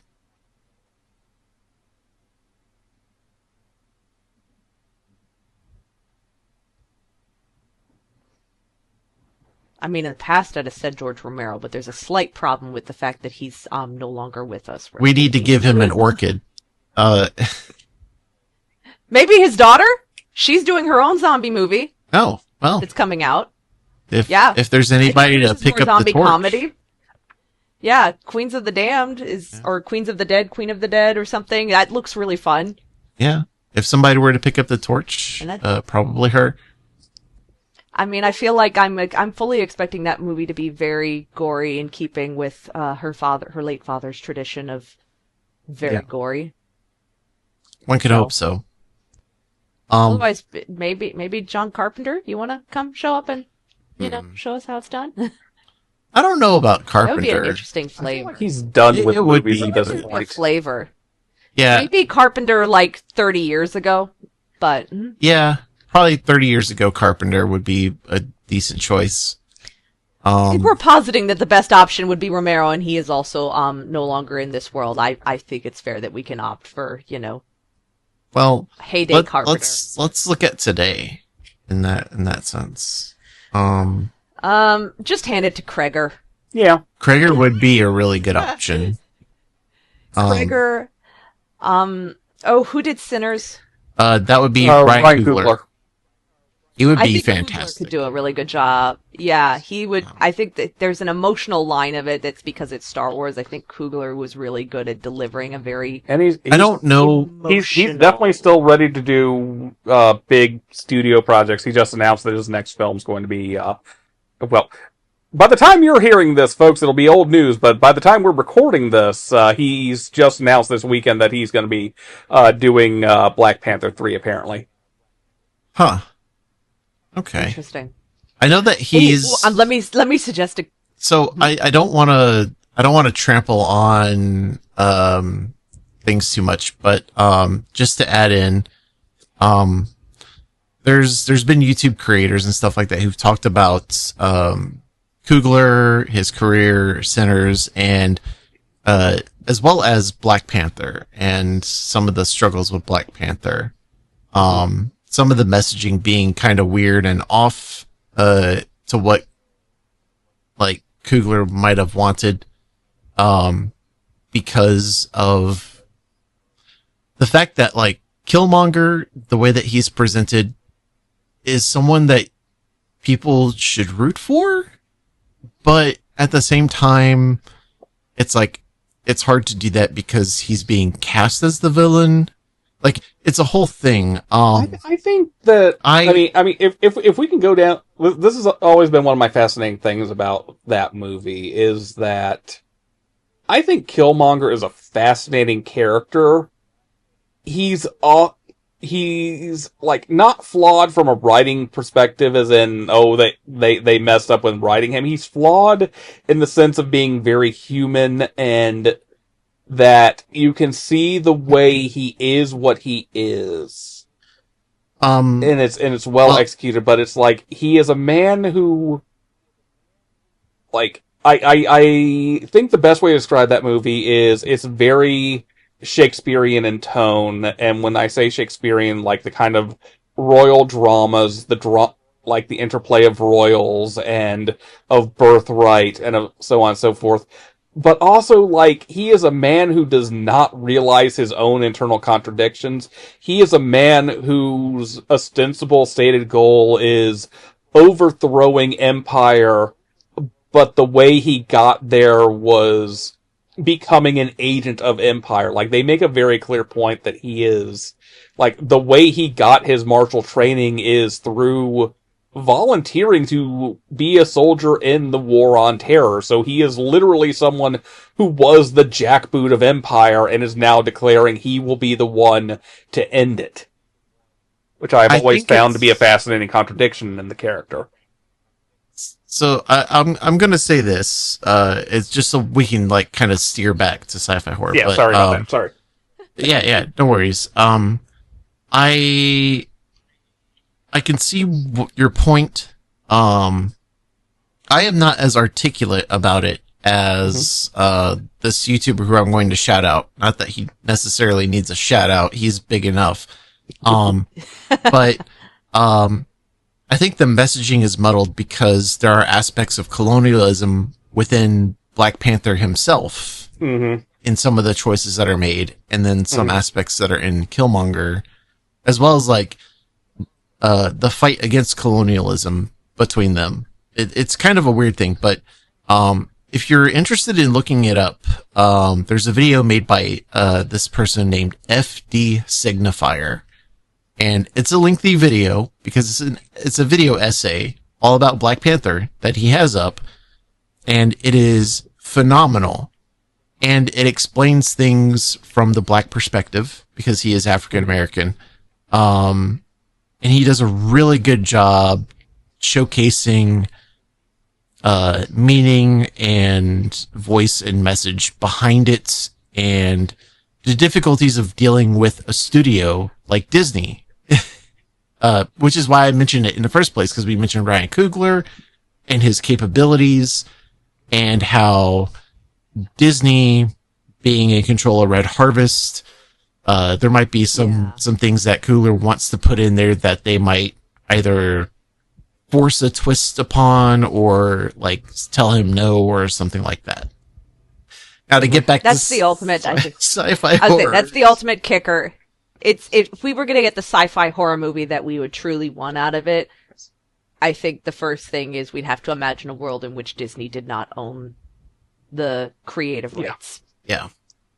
So now I do want to steer us a little bit, because this was the thing that I hadn't thought of it until, like, of course, I ended up not doing as much prep for this episode.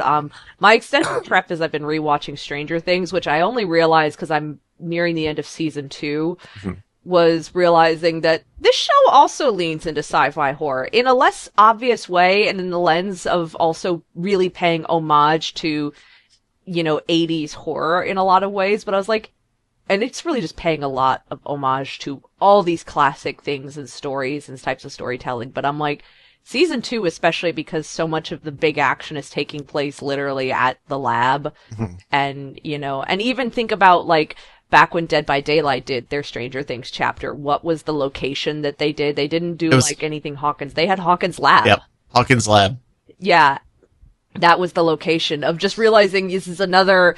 They lean more into the horror side of the science fiction, where they don't spend a lot of time on the science fiction, but the science fiction is how they unleashed the horror, and how this horror. And so it's science fiction. It's sci-fi horror.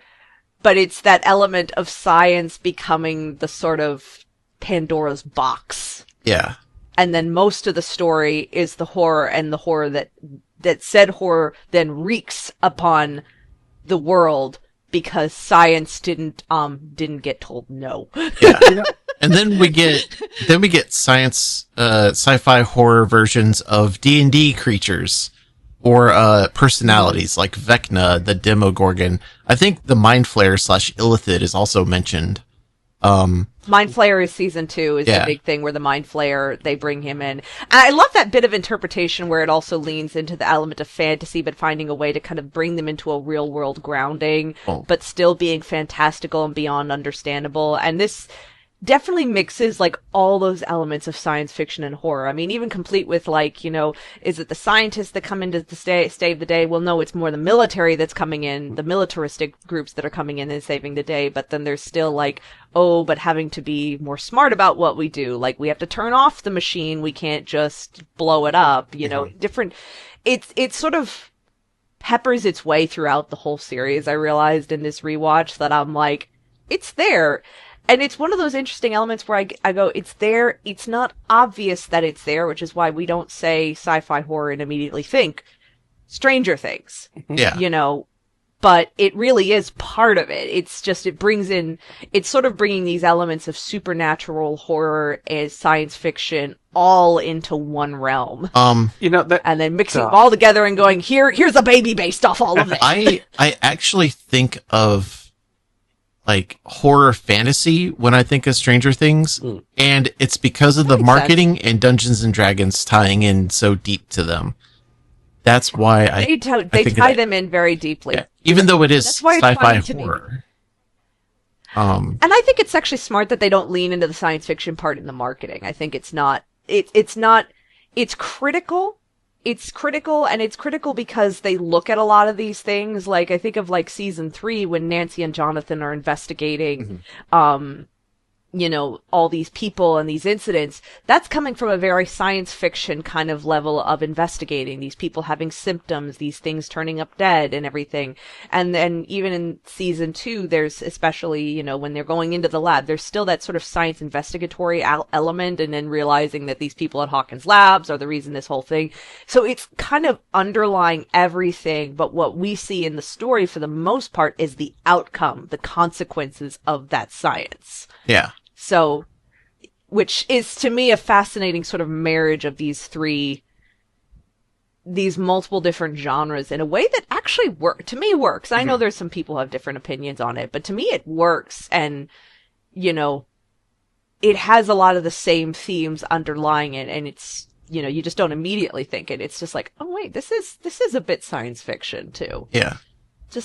We're not talking aliens and laser guns science fiction. Yeah. But, it's great marketing nonetheless. And it's what's gotten a lot of people into Dungeons and Dragons and pivoting into like other games like Daggerheart and Draw Steel and all these others, as well as, Dead by Daylight, to a lesser degree. Yeah. Because, hey, all my Steagles out there, start screaming. So, Liz, the way you describe it also reminds me, I think I brought this up on the show before, the way that, a film professor, that Dave and I both had, during our time in university, described the dichotomy between when can you tell if something's sci-fi and when something is horror. And one of the criteria that he gave us is, how is science depicted and how are the remedies to our problems depicted? And the way he described it was that, like in science fiction, scientists and seeking an understanding of the problem, and if not a harnessing of it, is a way you can identify something as more of a science fiction bent, whereas horror will tend to put an onus on the martial and the military remedy. It will be more suspicious of the strange, whereas sci-fi will be more open to the strange, to, if not embrace, then to at least try to understand, while horror treats it with suspicion and fear and as threat in the end. There's also you stop me if I'm roaming too far into the politics of it all. There's a kind of an interesting bent to to what degree is that kind of horror or that kind of perspective almost like a conservative bent in a way, like the fearful and the overly cautious and so on and so forth. Well, in Stranger Things, and I'd say it's a political bent, but not in a way that they're trying to make a comment on modern day. I don't mean necessarily in Stranger Things. I just mean with it. I was trying to. Yeah, I was broadening out into the elements of genre of the genres as a whole, and which is where I kind of wanted to go too. Is the general elements of the genre. So that's great. Yeah, I found myself hearing it with Stranger Things, and more in the Stranger Things. It's an interesting choice that they set the story during the Cold War. Mm-hmm. So there is a very distinct, in a way, there is a distinct political overtone, but it's one that's relevant to what that history was. Yeah. Of, the constant of, we got to beat the commies, we got to beat the Russians, this whole paranoia. It's something that in the frame of the show, you see it from a more, I think, historical lens, because you recognize this was the nature of the world back then. But it still comments on, I think, even, again, it's themes that end up being universal throughout it, because it's really, that also, I find it interesting in the show that, the discovery, if the experiments hadn't gone loose, the scientists would have continued to control it. But the fact is, everything goes haywire, shit happens, and now it's monsters and teenagers from the small town who are fighting it.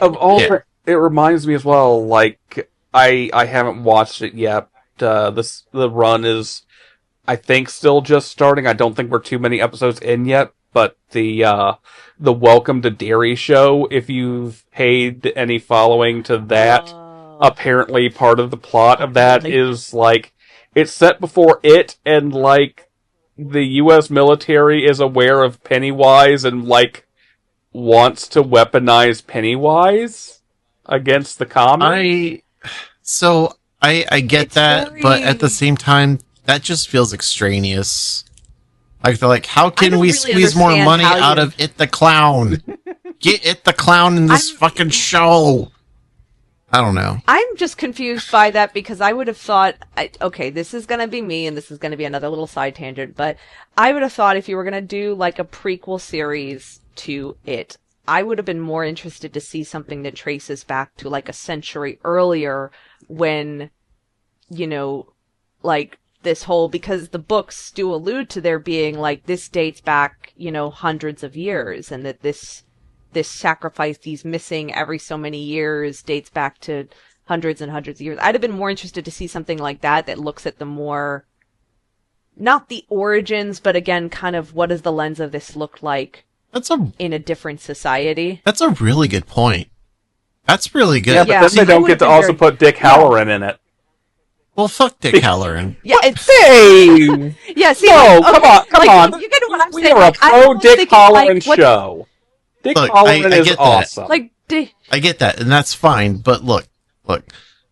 I would rather go back 100 years and see what I'm just going to call him It the Clown because it's funnier.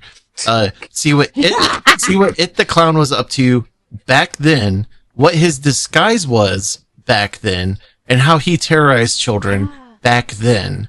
What did all that look like? Imagine... And did they win, or did they get chewed up, spat out, and then he took a lengthy nap after getting full from kids? Like, okay, could you imagine like a version of that story where instead of like looking at it in the modern day or in a 20th century context, we're looking at it like It the Clown during like Salem witch trial era. That would be like, awesome. And it's witches and old magic fighting against him, and maybe they put him to sleep for a cycle or two because it's the witches and it's all of that, and he comes back like, you know, exactly. And you could do. I would have wanted to see that. You could do persecution stuff. You could do witch trial stuff. Yeah. You could be like, look at the paranoia running around the town and everybody being accusatory of each other. And yet the only people that maybe quantify that can understand how to fight this thing are actually maybe the witches, are the magic practices, because their perception of reality is broader than these townspeople who see everything they don't understand as magic. Yeah. And they see, no, this being is more powerful than us. Maybe there's a world outside of our own known world. Yeah. Looking at this, apparently, like it seems like it's more of a flashback, but apparently the third episode goes back to like 1908. Though definitely not far enough. Yes. Go further. Yeah. Let's see It the Clown in some weird times. Like, so that's what our third film positive. This is the story we wanted to see, because I feel like we've had like over the course of like recording this and some of our streams, we've come up with like three show and or film premises that we are convinced will be better. We've come up with a lot of them. This is one of them. You know, we had what was Barry it? Barry Burton prequel film. Yeah. Barry Burton like Lethal Weapon cop film. Get Tom Hopper on the phone. And then we got It the Clown in witch trial times.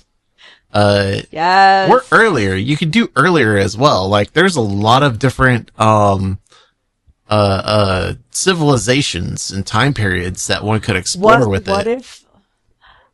What if he could migrate and yeah, that's what I'm saying. The idea. It could be like what if like, because they said it could be like Dracula. They said he crashed into. Well, like I was just thinking, what if, and this is going to be me because I've seen the Roanoke season of American Horror Story. What if it was like the Roanoke and the Croatoan and Roanoke and everything, and maybe witches there banished him, and then he wandered, and then that's how he settled on Derry. Yeah, you could make it where like he came over on the boat, and it was kind of a Dracula scenario where he's like hiding out, eating people, kind of waiting, but obviously some of them make it, and they do the whole thing where they settle because it needs to keep low enough. But then he crawls in and like more crazy shit. Like, look, I'm saying we could write a real banger of a show. There's so they much need to potential hire there. us. Hire us, people. We have ideas. But we got to get back to the sci-fi. We're deviating real hard into fantasy horror or horror fantasy, whatever. We got to like pull it back. Yeah, put a pin in it. You know, I can throw us right back into the deep end. So, Event Horizon. Yeah, speaking of Event Horizon, there's something that actually reminds me of. Blood Orgy. Not the blood orgy, though there's definitely a lot of blood in what I'm about to say. So, Liz, you and I have had some experience I know where this is going. in something very influenced by Event Horizon to go into the video game side of It things. did have it. Mhm. Only it did have aliens. It whereas does. They wrote, Anderson rewrote Event Horizon to not have aliens because it was in close proximity to the movie Aliens. So, fairness. And we are talking about, say it together with me, Dead Space. Dead Space. We don't. We say definitely things cannot. together well Yes. at all. Dead Space. Isaac. Dead Space. The space with the dead, and the dead in the space, and the space in the dead, and you die a lot in space because that is what happens to me. So the name Isaac, I still love what I calls back to Binding of Isaac for me. And weirdly enough, The plasma cutter is life. The little bit that I know of Dead Space makes me think of Half-Life because of the crab monsters, the face crabs. I'm not sure.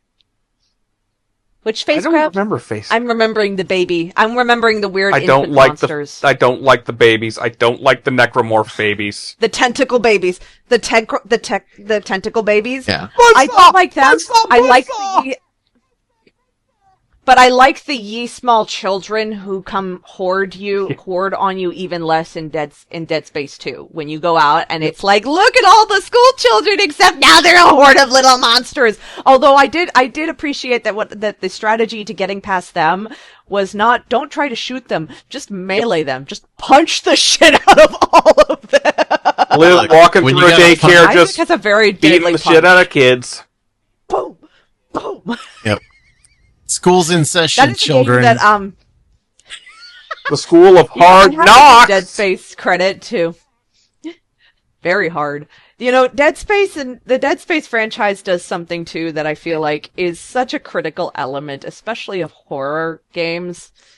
And I can think of another game that does it very well, and I think it's part of why it makes me happy, is the crunch and the munch and the punch sounds and the squish, basically sound design, which also Evil Within, you both have seen me be very happy with Seb Stomp. Technically, there's a weird science fiction element too, also in Evil Within, that becomes more sci-fi as well in the second one, but it's still much more in the, like, we're in a mind space here. But there's definitely a sci-fi element in Evil with some strong...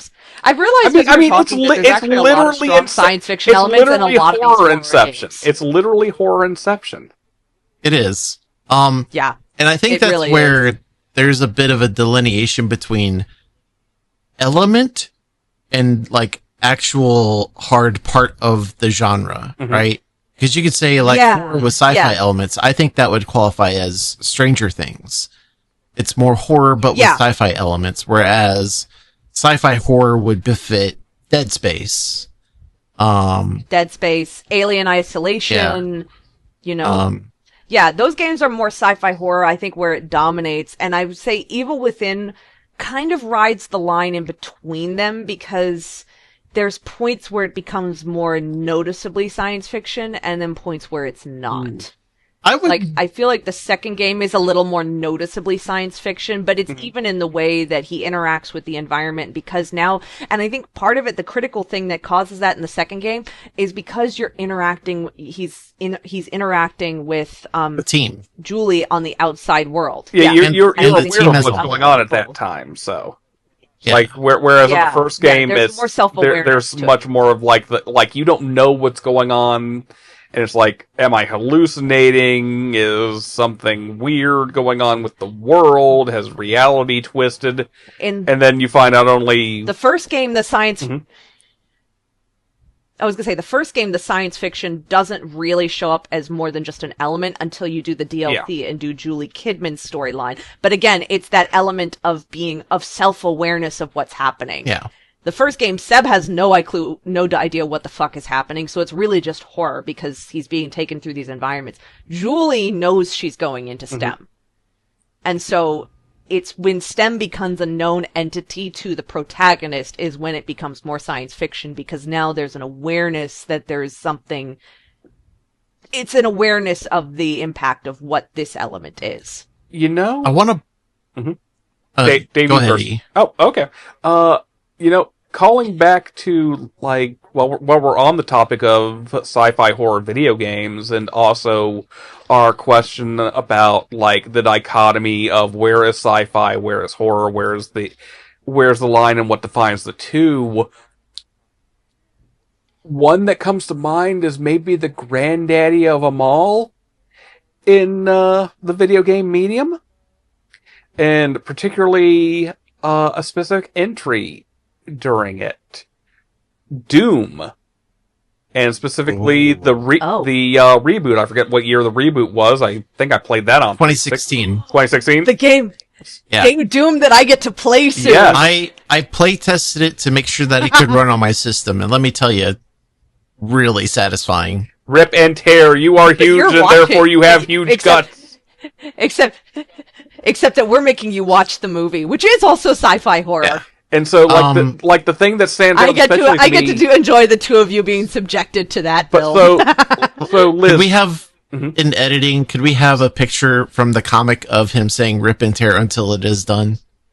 We are going to have that. We're going to have we might have the bunny, and well, now I can just put the bunny in here because I'm talking about the bunny. Oh, now I'm remembering the sad thing about the bunny. We might not show the bunny. That's sad. You remember the bunny thing that you used to do as a kid, where you do this with? Yes, you did that in the. I was bunny. Just editing the episode where you did that at the end of the show.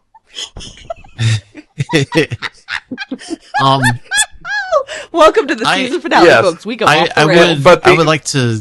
Yeah, go ahead. Sorry. But also, and also we'll have the huge guts thing here. Huge guts now. Future me. But so the thing that stands out, especially to me, about 2016 Doom, the way it blends sci-fi and horror, and the way it also leans into the horror aspect of it, is like it presents the science that is being done as a problem, because like in original Doom, it's a pretty bare bones concept. Testing teleportation stuff on Mars, accidentally open up portal to hell, demons come through. So the gist for 2016 Doom is it's never really confirmed outright, but folks have pieced together enough to figure, okay, this is a sequel to Doom 2, where the Doom Marine went off at the end of that, did stuff on the other side, and then is brought back somehow in a sarcophagus and reawakens sometime later. And when he awakens, what he's discovered is, okay, Portal to Hell's still a thing, except now what they've done is they've figured out how to mine hell for energy. And it's so, I love this metaphor for, absolutely environmental destructive methods of acquiring energy, and, just completely chucking aside any consideration for the dangers and the risks that it poses. And, the answer is, well, how can we use this dangerous energy source more responsibly? And the answer is no, there is no responsible way to use this. This is inherently a destructive force. Our answer to this is, fuck this, we're breaking it. Yep. I'm really excited for you two to see that movie. I want to pose this to you, Liz. Okay. You as well, E, to a lesser extent, but more to Liz, since she's the expert here. And I want to say that maybe it's a hot take. Resident Evil 1 is horror, but beyond Resident Evil 1 is sci-fi horror. Yes or no? And yes, I can see where absolutely. you're going with that. Yeah, And I will say I'm going to add an amendment to it that Resident Evil 1 shifts into science fiction in the final act, but that's only because once you enter the lab, you start getting a little bit more of the grounding of there being that, but it is still predominantly horror. And I absolutely 100% agree. I was actually thinking of this as we were talking of how even Resident Evil, their explanation for zombies is a virus, and their whole world building dictates around an element where scientists, bad scientists, made viruses, made bioorganic weapons that are creating problems. And it's funny because it is not science fiction in the way that like Alien Isolation or Dead Space are, where we're going into outer space, we're doing with all this, but it is very much dealing with the consequences of bad intentions and uninhibited scientific research. Basically take all the ethics out of scientific research and have it done by unethical assholes. And it especially works given the time, like it's in the 90s. Sorry to cut you off there, Liz. Like, you have all that stuff with, like, at that time in the popular consciousness when it comes to warfare and the future of war, like we've already had the nuclear era. We've lived through the terror of the threat of mutually assured destruction through nuclear bombs, but like as we hit the 90s, we're starting obviously we've had chemical weapons since the First World War with mustard gas and stuff, but like things with Saddam Hussein and the Kurds brings up the issues of like chemical weapons. The steering gas no longer on a formal battlefield, and also like I'm trying to remember, it's warfare not on a. Is steering a chemical weapon or is that a biological weapon? Because I'm remembering like the terrorism incident, terrorism attacks in Tokyo. That was the subway attacks. Yeah, right? Those were the subway attacks, and like again, Resident Evil is it's made by Capcom. It's an internal Japanese team at the time, and I think that does come after like the Shinrikyo attacks. So it is known as Biohazard. It is known as Biohazard. So, yeah. It's right there really in the original title that in that regard, the science fiction nature of it is right there in the title. Yeah. Biohazard 7, Biohazard. So, like, chemical weapons and biological weapons are becoming, like, much more of something that is in the public consciousness then. So that dovetails really well with, like, the influence that goes into forming Resident Evil as it is as a sci-fi horror project. Mm-hmm. Yeah. Well, especially, I would say 5 and 6 really strongly lean into kind of giving it a more formalized global look. It too, in the sense that, some would say, well, these are I'm gonna sneeze. Gesundheit. Excuse. I could feel that one coming. Curses.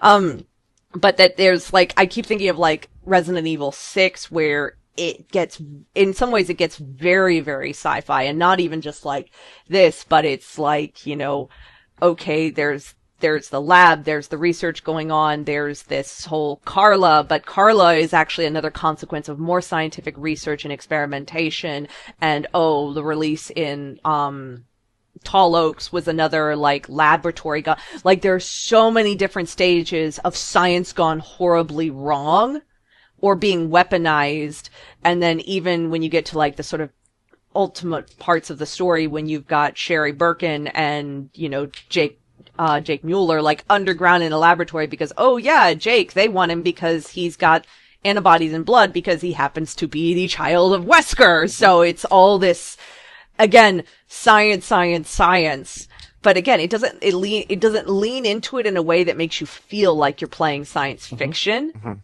but it is definitely science fiction or science fiction horror in a way. but it leans into it by still following what I would say are more the beats of a horror game. And some will probably say, well, action game. We're not getting into those yet, folks. Yeah. But it still leans into more that element because, again, it's kind of the consequences of these things gone wrong. Yeah. Or done badly or done with the wrong intent. You know, thinking on that track, I think I brought it up last time how, on our Resident Evil episode, I think I brought it up, but the way that, as you mentioned, it starts going global around Resident Evil 4 and really is like a globe-trotting adventure in Resident Evil 6. And I find that fascinating both from, like, I think I might have at the time compared it to, like, the status quo of things after Metal Gear Solid 1, where, like, the Metal Gear plans get leaked globally, and so it becomes an international arms race. No longer is it this self-contained thing, and now, and like every Tom, Dick, and Harry has their own ability to, or like has the plans for, you know, a walking mobile nuclear launch platform. And so in that same way, like in Resident Evil, like they don't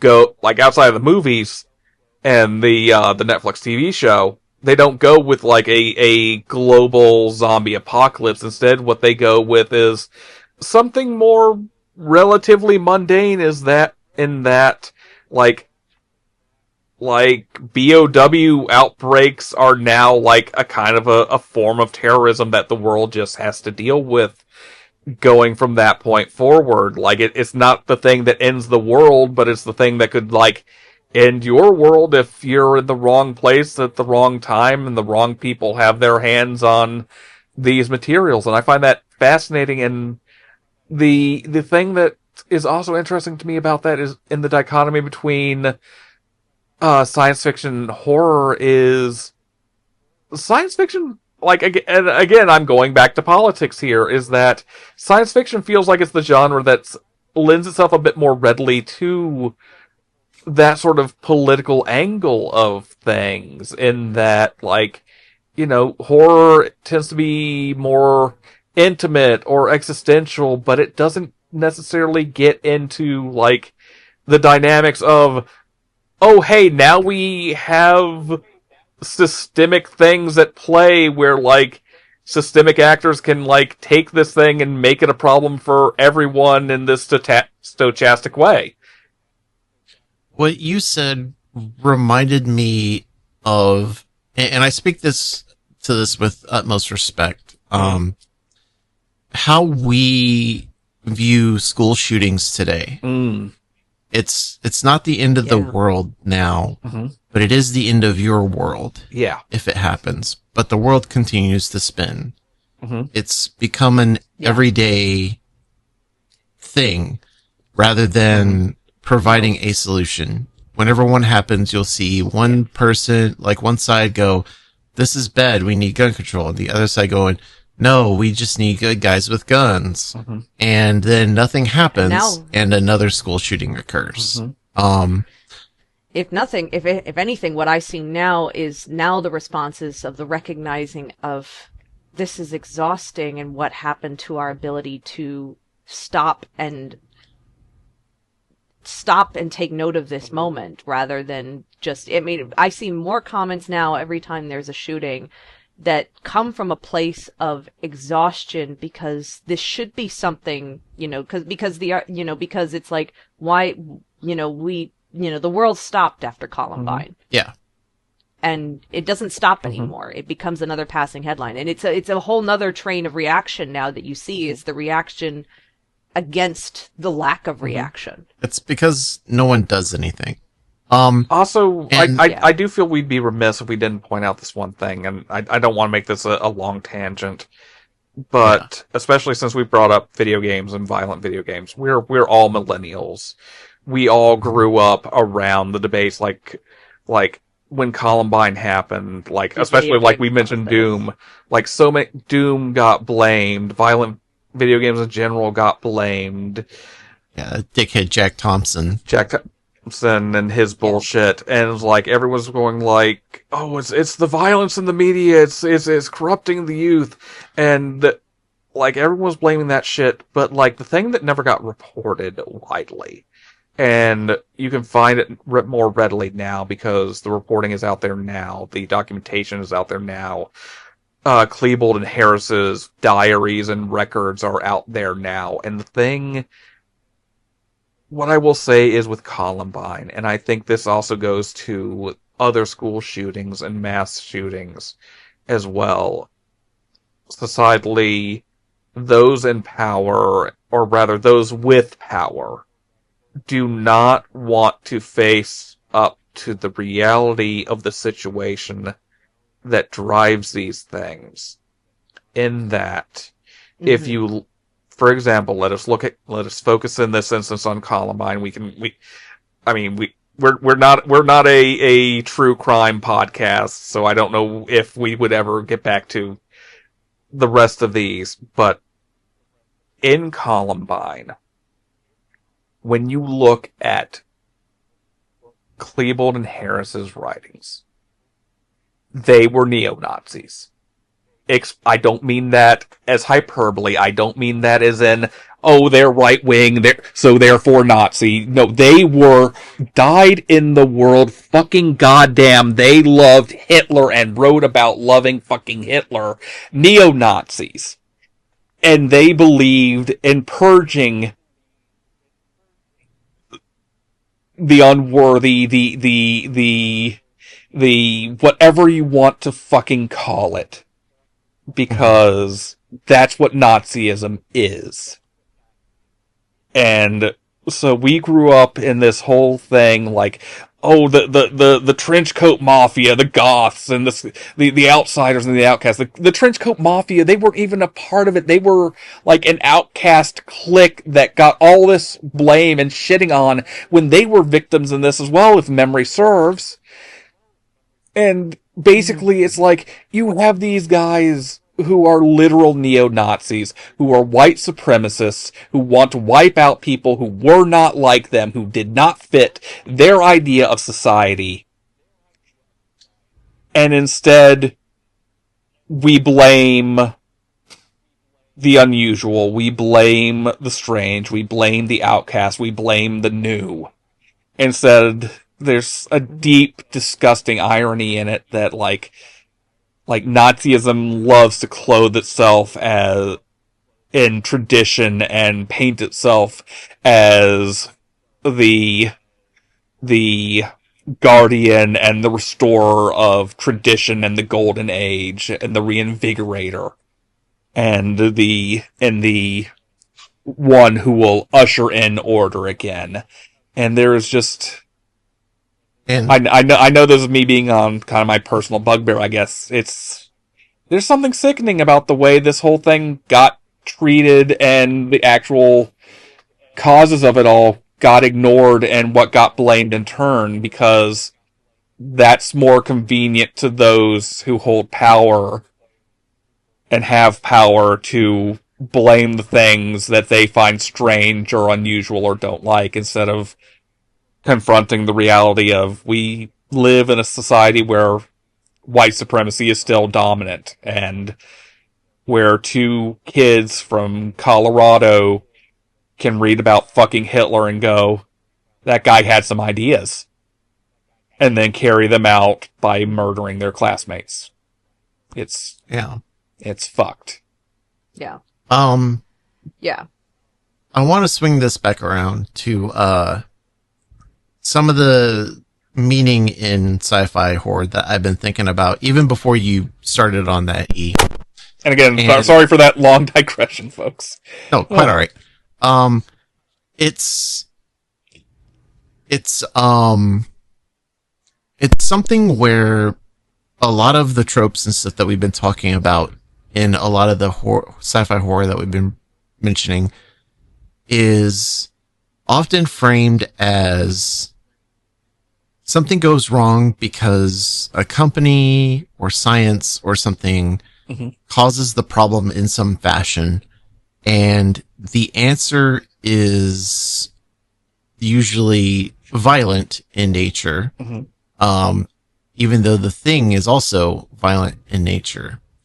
And the thing that continues to drive those elements is all capitalism. You get things like Alien, looking at the Alien universe. Weyland Yutani keeps doing it. They keep doing the same thing over and over again, even though it gets people killed, even though it gets even those who have a little bit of a higher up position, like Burke in Aliens, for example, it gets them killed. And the company just sees that as a setback, and they go, we throw more money at it. We do more capitalism at it.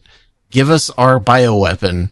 You know, also in Resident Evil, Umbrella Corporation, they do capitalism at the world and cause all these horrific monstrosities to appear and to exist. If I can build off of what you built there with Alien and Weyland Yutani, like, I still remember, like, when you and I went and saw Prometheus in theaters years ago, and, like, you know, even there, you can see the capitalist issues at play. It's not doing it necessarily for profit, but when you get down to it, it is the head of Weyland.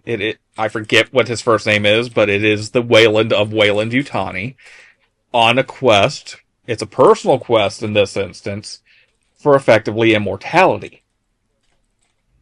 And, like, what it boils down to is, like, it is the greed of these select few with power, with money, with control, who are able to wield it because they're the ones who have it. They are accountable to no one. And in turn, that greed and that drive ends up getting everyone killed. Aside from the estranged, sort of illegitimate son, in a way. David, in that case. Yeah. Thinking on what you're saying, too, just in terms of the idea of, like, the capitalist and that sort of pursuit, even you got me thinking of, like, Event Horizon. Now, Event Horizon doesn't really outline a major capitalist front. I think there may be some allusion to somewhat of a militaristic, but it's that element of exploration for its own sake.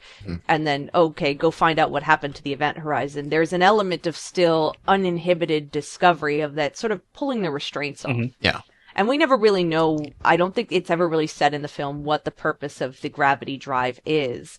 What we do know from the film is that Sam Neill's character, this haunting spirit possession, sort of preys on his desire for more knowledge to where he sort of starts to worship the ship. So it's almost a technological science worship that overlooks humanity. He loses, the ship, you know, he loses his own humanity and therefore becomes a vessel to whatever this evil is, and it's preying on his desire to understand the mystery. Whereas, you know, like Lawrence Fishburne is being like, dude, place is fucked up, we need to get the fuck out of here. Yeah. Like, we saw the writing on the wall, we should leave.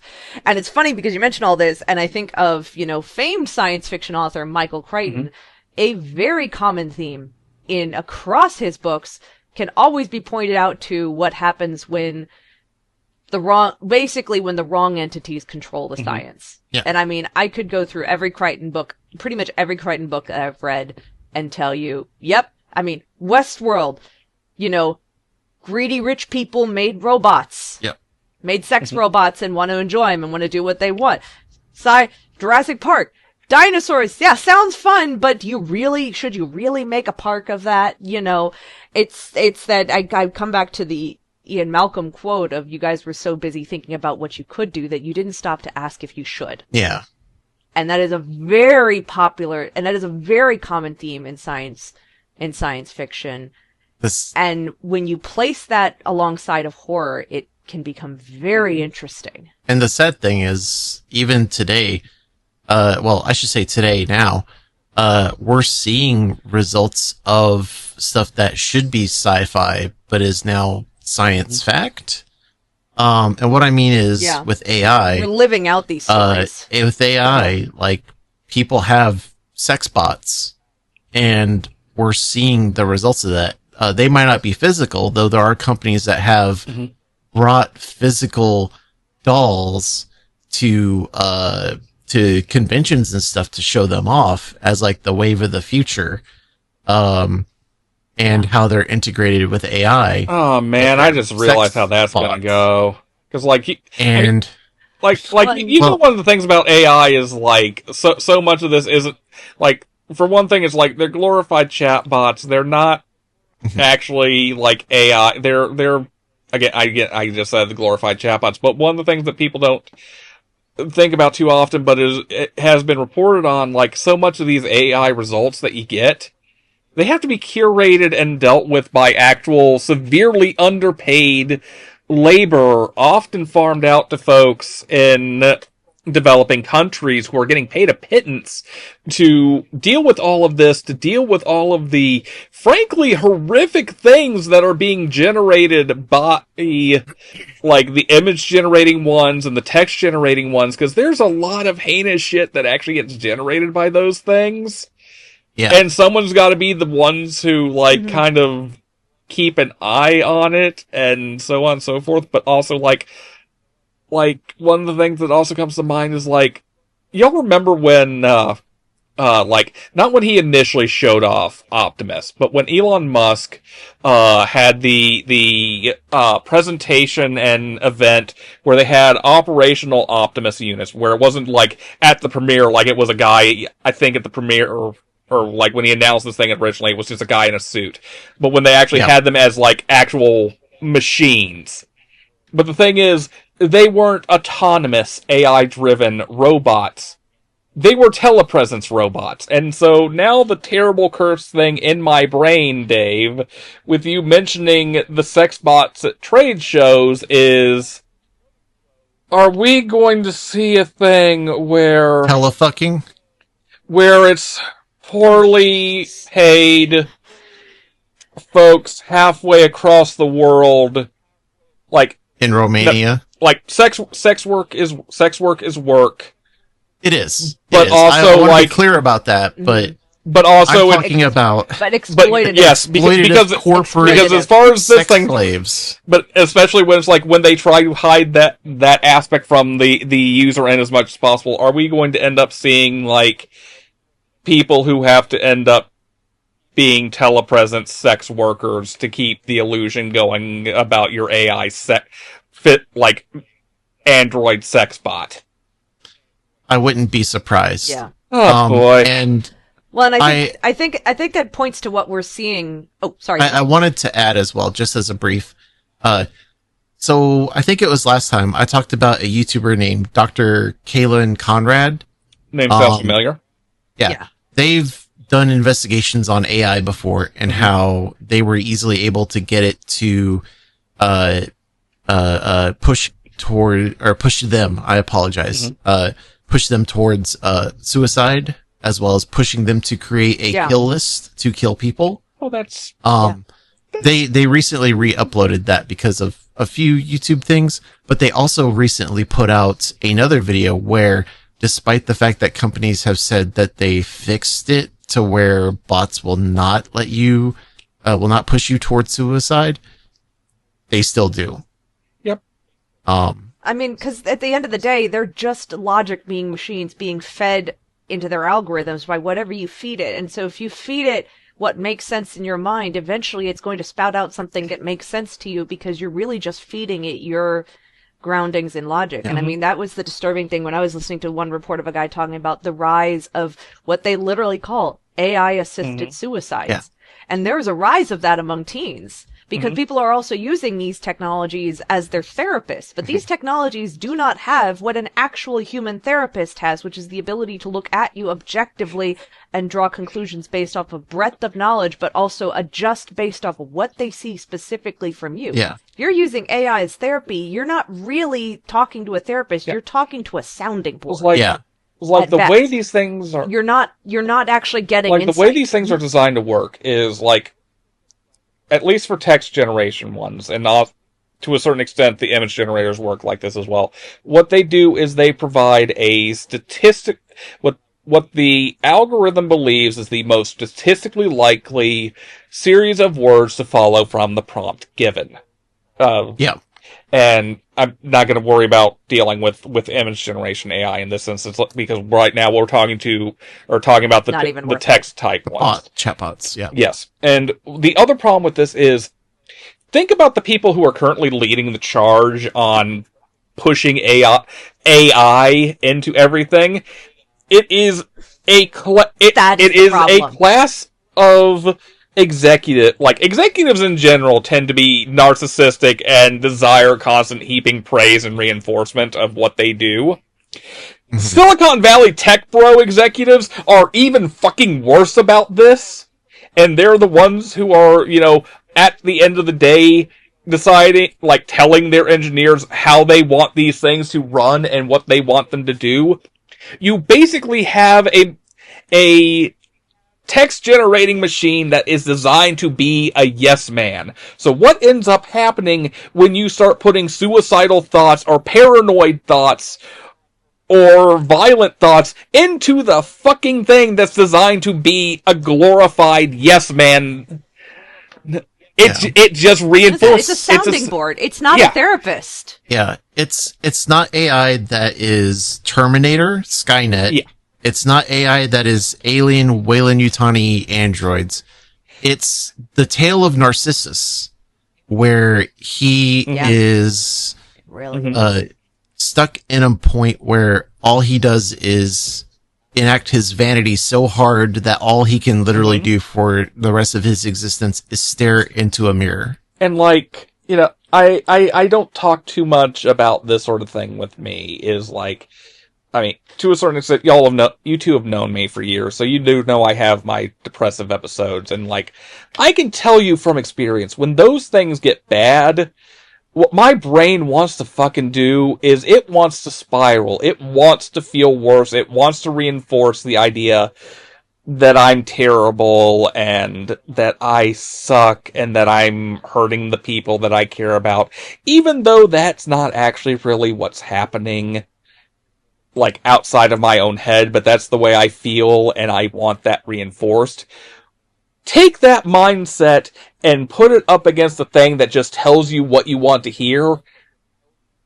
Now, obviously, but wouldn't you want to feel better about this? Not when I'm feeling like that. That's the problem. I'm in a toxic mindset. Yeah. I want to feel bad about myself, and here's a machine that'll help me do it. It's not good, folks. It's like pouring lemon juice. It's like having an open wound and pouring lemon juice over it, or pouring salt over it. You're not actually helping it. If anything, you're making it worse. It may feel like you're doing something. You're going to feel something, but that does not mean it's something that's helping. And this is why I advocate that therapy is a wonderful thing. I have a great therapist. I've had great therapists. I've had different therapists. Please consult an actual sapient being for your therapy, though.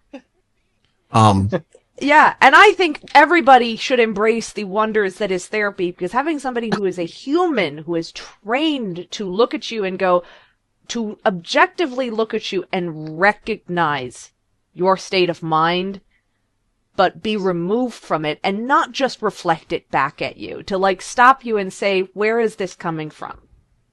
And actually, and my therapist has straight up asked me that. She'll see me tearing up on something and she goes, wait, where are these tears coming from? And it's that ability to stop. I don't expect that from AI. Now, spinning us back to a little bit back to our Dave had something you wanted to say. I want to add one more thing.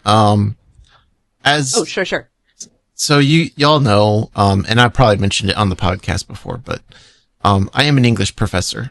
Mm-hmm. I teach at a community college. Yeah. I see lots and lots of students, most of them younger, and I struggle with AI in that field because it's easy to copy directions, paste them into a box, hit a button, then copy and paste the results into a Word document and send it.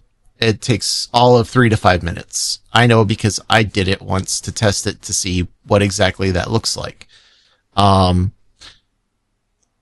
Thinking of things like the environment, how the data centers cause droughts, how they cause health afflictions in the surrounding area. how these AI chatbots and stuff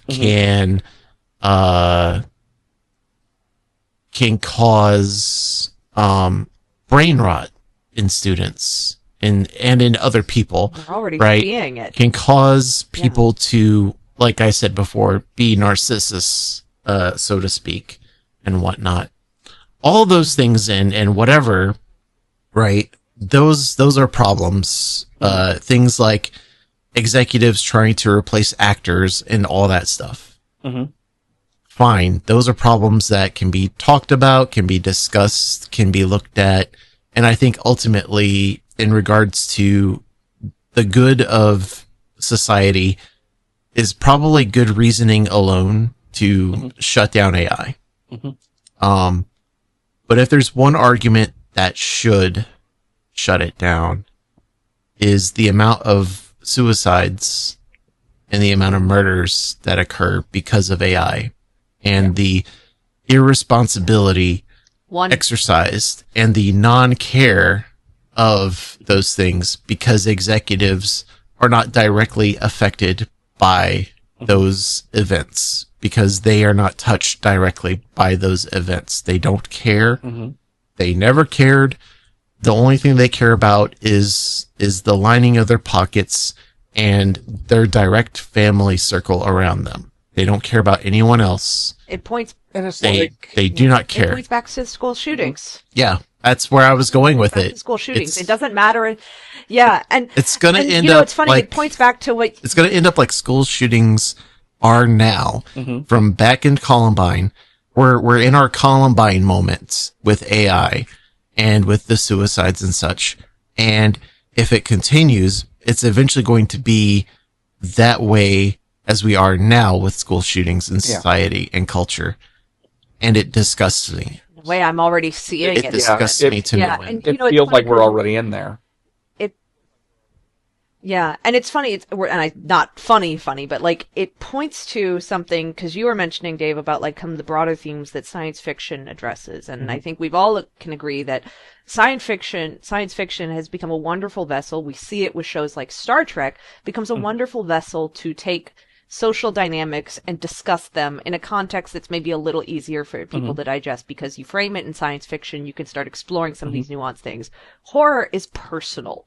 Horror stories are personal. They're, you know, whatever's happening, you know, there is a focus. It brings things to a more emotional depth, and a more boiled down, you know, a horror story will often take things, and that's where it's like this sort of like, it's not like a haunted city. If it's a haunted city or it's a city under siege because zombies, yeah, but we're telling the story of like one or two survivors. In a haunted house, it's the people who go into that haunted house who are trying to get out.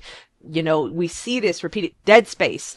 It's this whole ship, but now we're focused on Isaac's story. And I'm citing games, but you see it in movies too. Event Horizon is largely Lawrence Fishburne is kind of the primary story. And it's the emotional story of him being haunted by his own past sins, and everybody gets haunted by their own sort of past sins, past secrets. Boils all down to an emotional story. And this is where I think there's an element of science fiction may envision what the world could be. Horror goes, what happens when this shit goes wrong? And science fiction horror tends to be the marriage of both of those, of what could be and how wrong it can go. And I think it goes to what you're saying here of like, you know, to me, my big realization about AI, I had it like last year, was when I was thinking about it, and I'm like, what we wanted was Star Trek with AI. Because really, if you go back and watch like old school Star Trek and the holodeck and the computer talking back to you, it's like they are envisioning a form of AI, even generative AI. But they're envisioning a form of AI that is founded in a world where they are no longer a capitalist society. They don't work for money. It's a whole feature that, like, in First Contact, when he explains, we don't use money. We explore knowledge for its own The sake. economics of the future are somewhat different. Evolved past.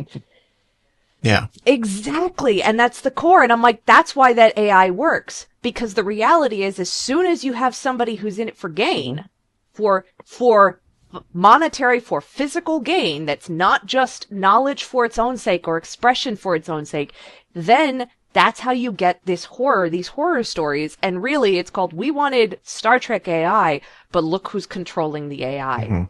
And it's it's oligarchs, it's tech oligarchs, it's CEOs, it's people who have tons and tons of money, and that's their end game. When the end game is that, you're never going to get Star Trek AI, because Star Trek AI is founded on the basis of, we do this for knowledge and to explore and to be creative and to enhance our own experience, not to go sit there and gain money. So it's BioShock, And it is. and Peter Thiel is gonna get his underwater city, and fuck him. So two things I want to add there. And then the horror side is bringing it down to the personal impact of it. That's what all these horror stories are doing, is saying, here's the grand scale thing, and now let's give this the emotional level. So two things I want to add there. Like, wasn't just in first context as well. It was actually that also appeared in the first season episode. I think it's first season. The Neutral Zone, where that's the one where they find like the OG one with the Romulans, right? No, not OG Trek. Still TNG. It's the one where it's still called the Neutral Zone, but they find the three, like, I forget if 21st century or 22nd century, folks who've been in a space station in cryosleep for all that time, and one of them is Ralph Offenhouse, this rich motherfucker. And finally, like, by the end of the episode, like, Offenhouse is finally starting to come to terms with this, because he's been bumping up against Picard about the reality of what life is like now. It's not a material world in the way of pursuing material wealth anymore, like you say. So, the dialogue goes with Picard saying, "This is the 24th century, material needs no longer exist." To which Offenhouse asks, like, dejectedly, like, because he's lost his purpose at that point. He goes, "Then what's the challenge?" And Picard just tells him, "The challenge, Mr. Offenhouse, is to improve yourself, to enrich yourself, enjoy it." And, like, I love that so much about Star Trek, especially TNG's vision of what the future can be. And talking about, like, in science fiction and horror in general, like, this entire topic reminds me of the old tweet by Alex Bleckman from, like, 4 years ago. Sci-fi author. "In my book, I invented the Torment Nexus as a cautionary tale. Tech company. At long last, we have created the Torment Nexus from classic sci-fi novel. Don't create the Torment Nexus." Yep. Yeah. And it's that whole element of misunderstanding, and I think that's where science fiction and horror are so uniquely... They're so uniquely structured in such a way, and just exist in such a way, and touch on people and different topics in such a way, as there's a unique opportunity with sci-fi horror to give a personal investment to the consequences of these. I mean, when I think about, like, what do people talk about they love in Resident Evil? I'm just going to use that as a quick example. The characters. The characters. It's the characters driving forward, because they take these stories and these consequences of this giant global, these evil companies doing bad research, and go, but here's how this impacted one person. What the impact was to one person just trying to live their life. Here's what the lasting impact if you start going to later games where these same people, now this is their daily life. This is what they live and breathe because this is their new norm. Evil Within, same thing. Sebastian is just a guy trying to exist, and this science goes wrong, and now he's having to exist within that. But he is the personal narrative that makes you recognize how dangerous what Mobius is doing is, what STEM is, all this other stuff, ignoring, whatever bad storytelling in Evil Within 2 and too many villains and that Mobius could have been better designed. Whatever. Dead Space, again, you've got the whatever space Scientologists. The Unitologists. And people eager to find the Unitologists. They're space That is Scientology. also true. That is also true. It's space Scientology. That is also correct. Yeah. They are very blatant about it. You've got them, and what's the consequence? It's this whole pursuit of control and dominance and a desire to do this, but what's the personal consequence to this one man? We see that in games over and over and over again. And frankly, you see that in movies and science fiction and horror. And also, I mean, Alien, the original Alien, it's, there's a big broader implication, but what makes it so evocative of a film is Ripley. Mm-hmm. The woman who was just there to do her Space fucking truckers. job.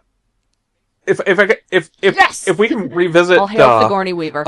Dead Space just real quick on that note of what you've just mentioned about the personal impact, even before you get into the whole marker thing, the necromorphs and everything, even before that, the personal cost of this, remember how it is that Isaac and Nicole end up getting together in the first place is because she was the therapist who was helping deprogram his mother as she was trying to exit unitology.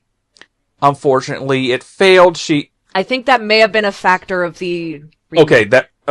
So the original, I don't think. Okay. Well, at least in the remake, that's it. Like what ends up happening is like his mother falls back into it.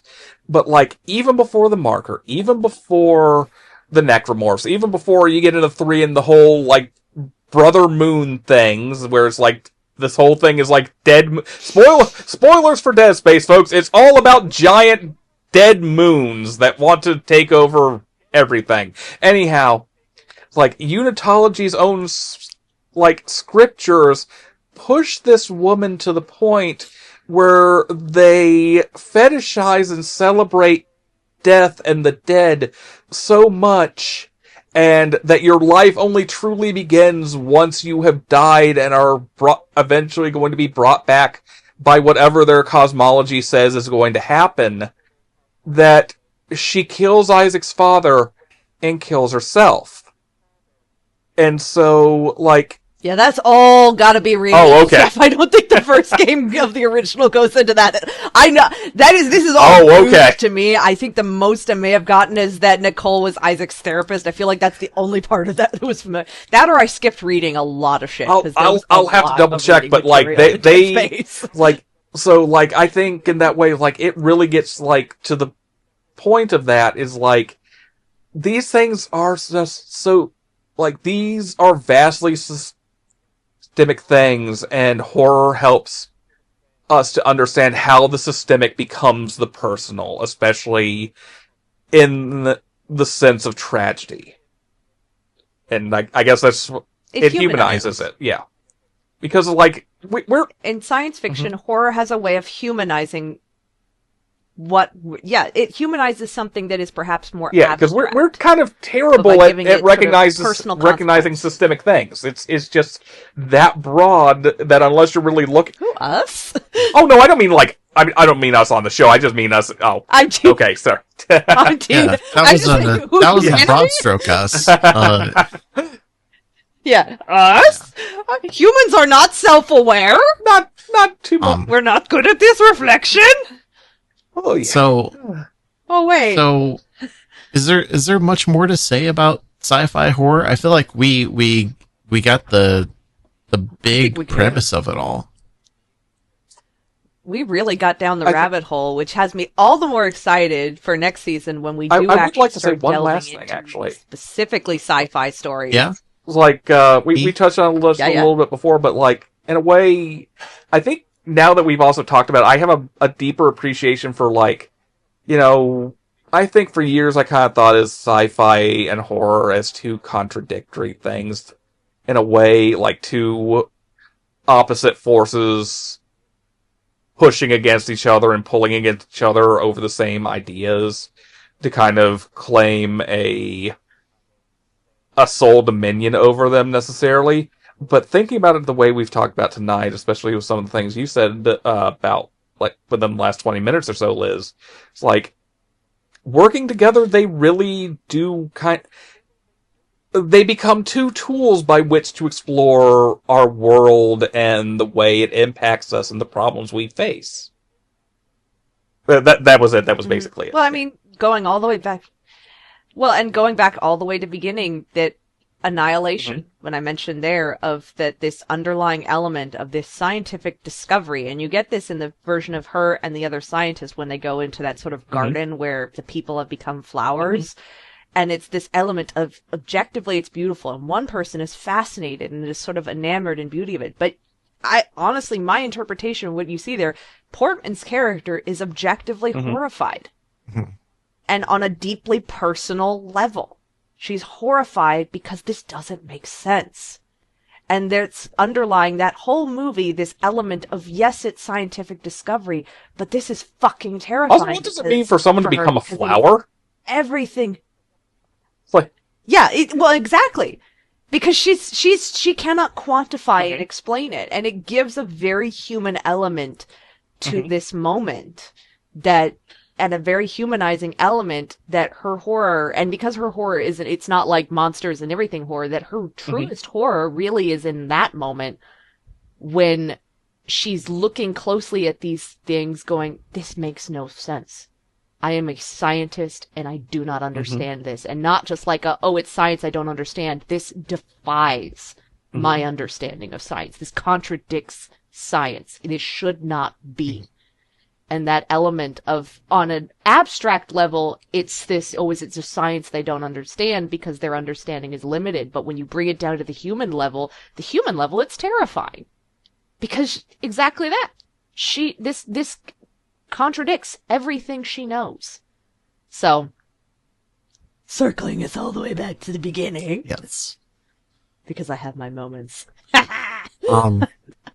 I may be feeling a little spazzy. This all has me really excited for next season when we delve into science fiction. Which is gonna be, I'm not gonna lie. It's gonna be so fantastic. Fantastic. And we hope that don't need we hope that you Voidwalkers out there will join us for season 2 when we get that releasing. This has been. We encourage you to throw out some suggestions if there is specific science fiction that we should delve into, or you'd like to email us at theconfabulators@gmail.com. Email us questions, throw out email us thoughts, email us folks. ideas. Yeah. There's a lot out there. Pitching that to them in the a lot of stuff that we haven't been exposed to, in fact. Even though there's a lot that we do have, there's a lot that we don't.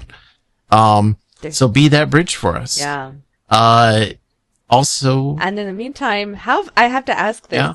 How have you felt? I mean, Dave, this whole thing, I'm going to say, really started with you bringing up the suggestion of a podcast. And now we're here getting ready to sign off our 20th episode and our season finale.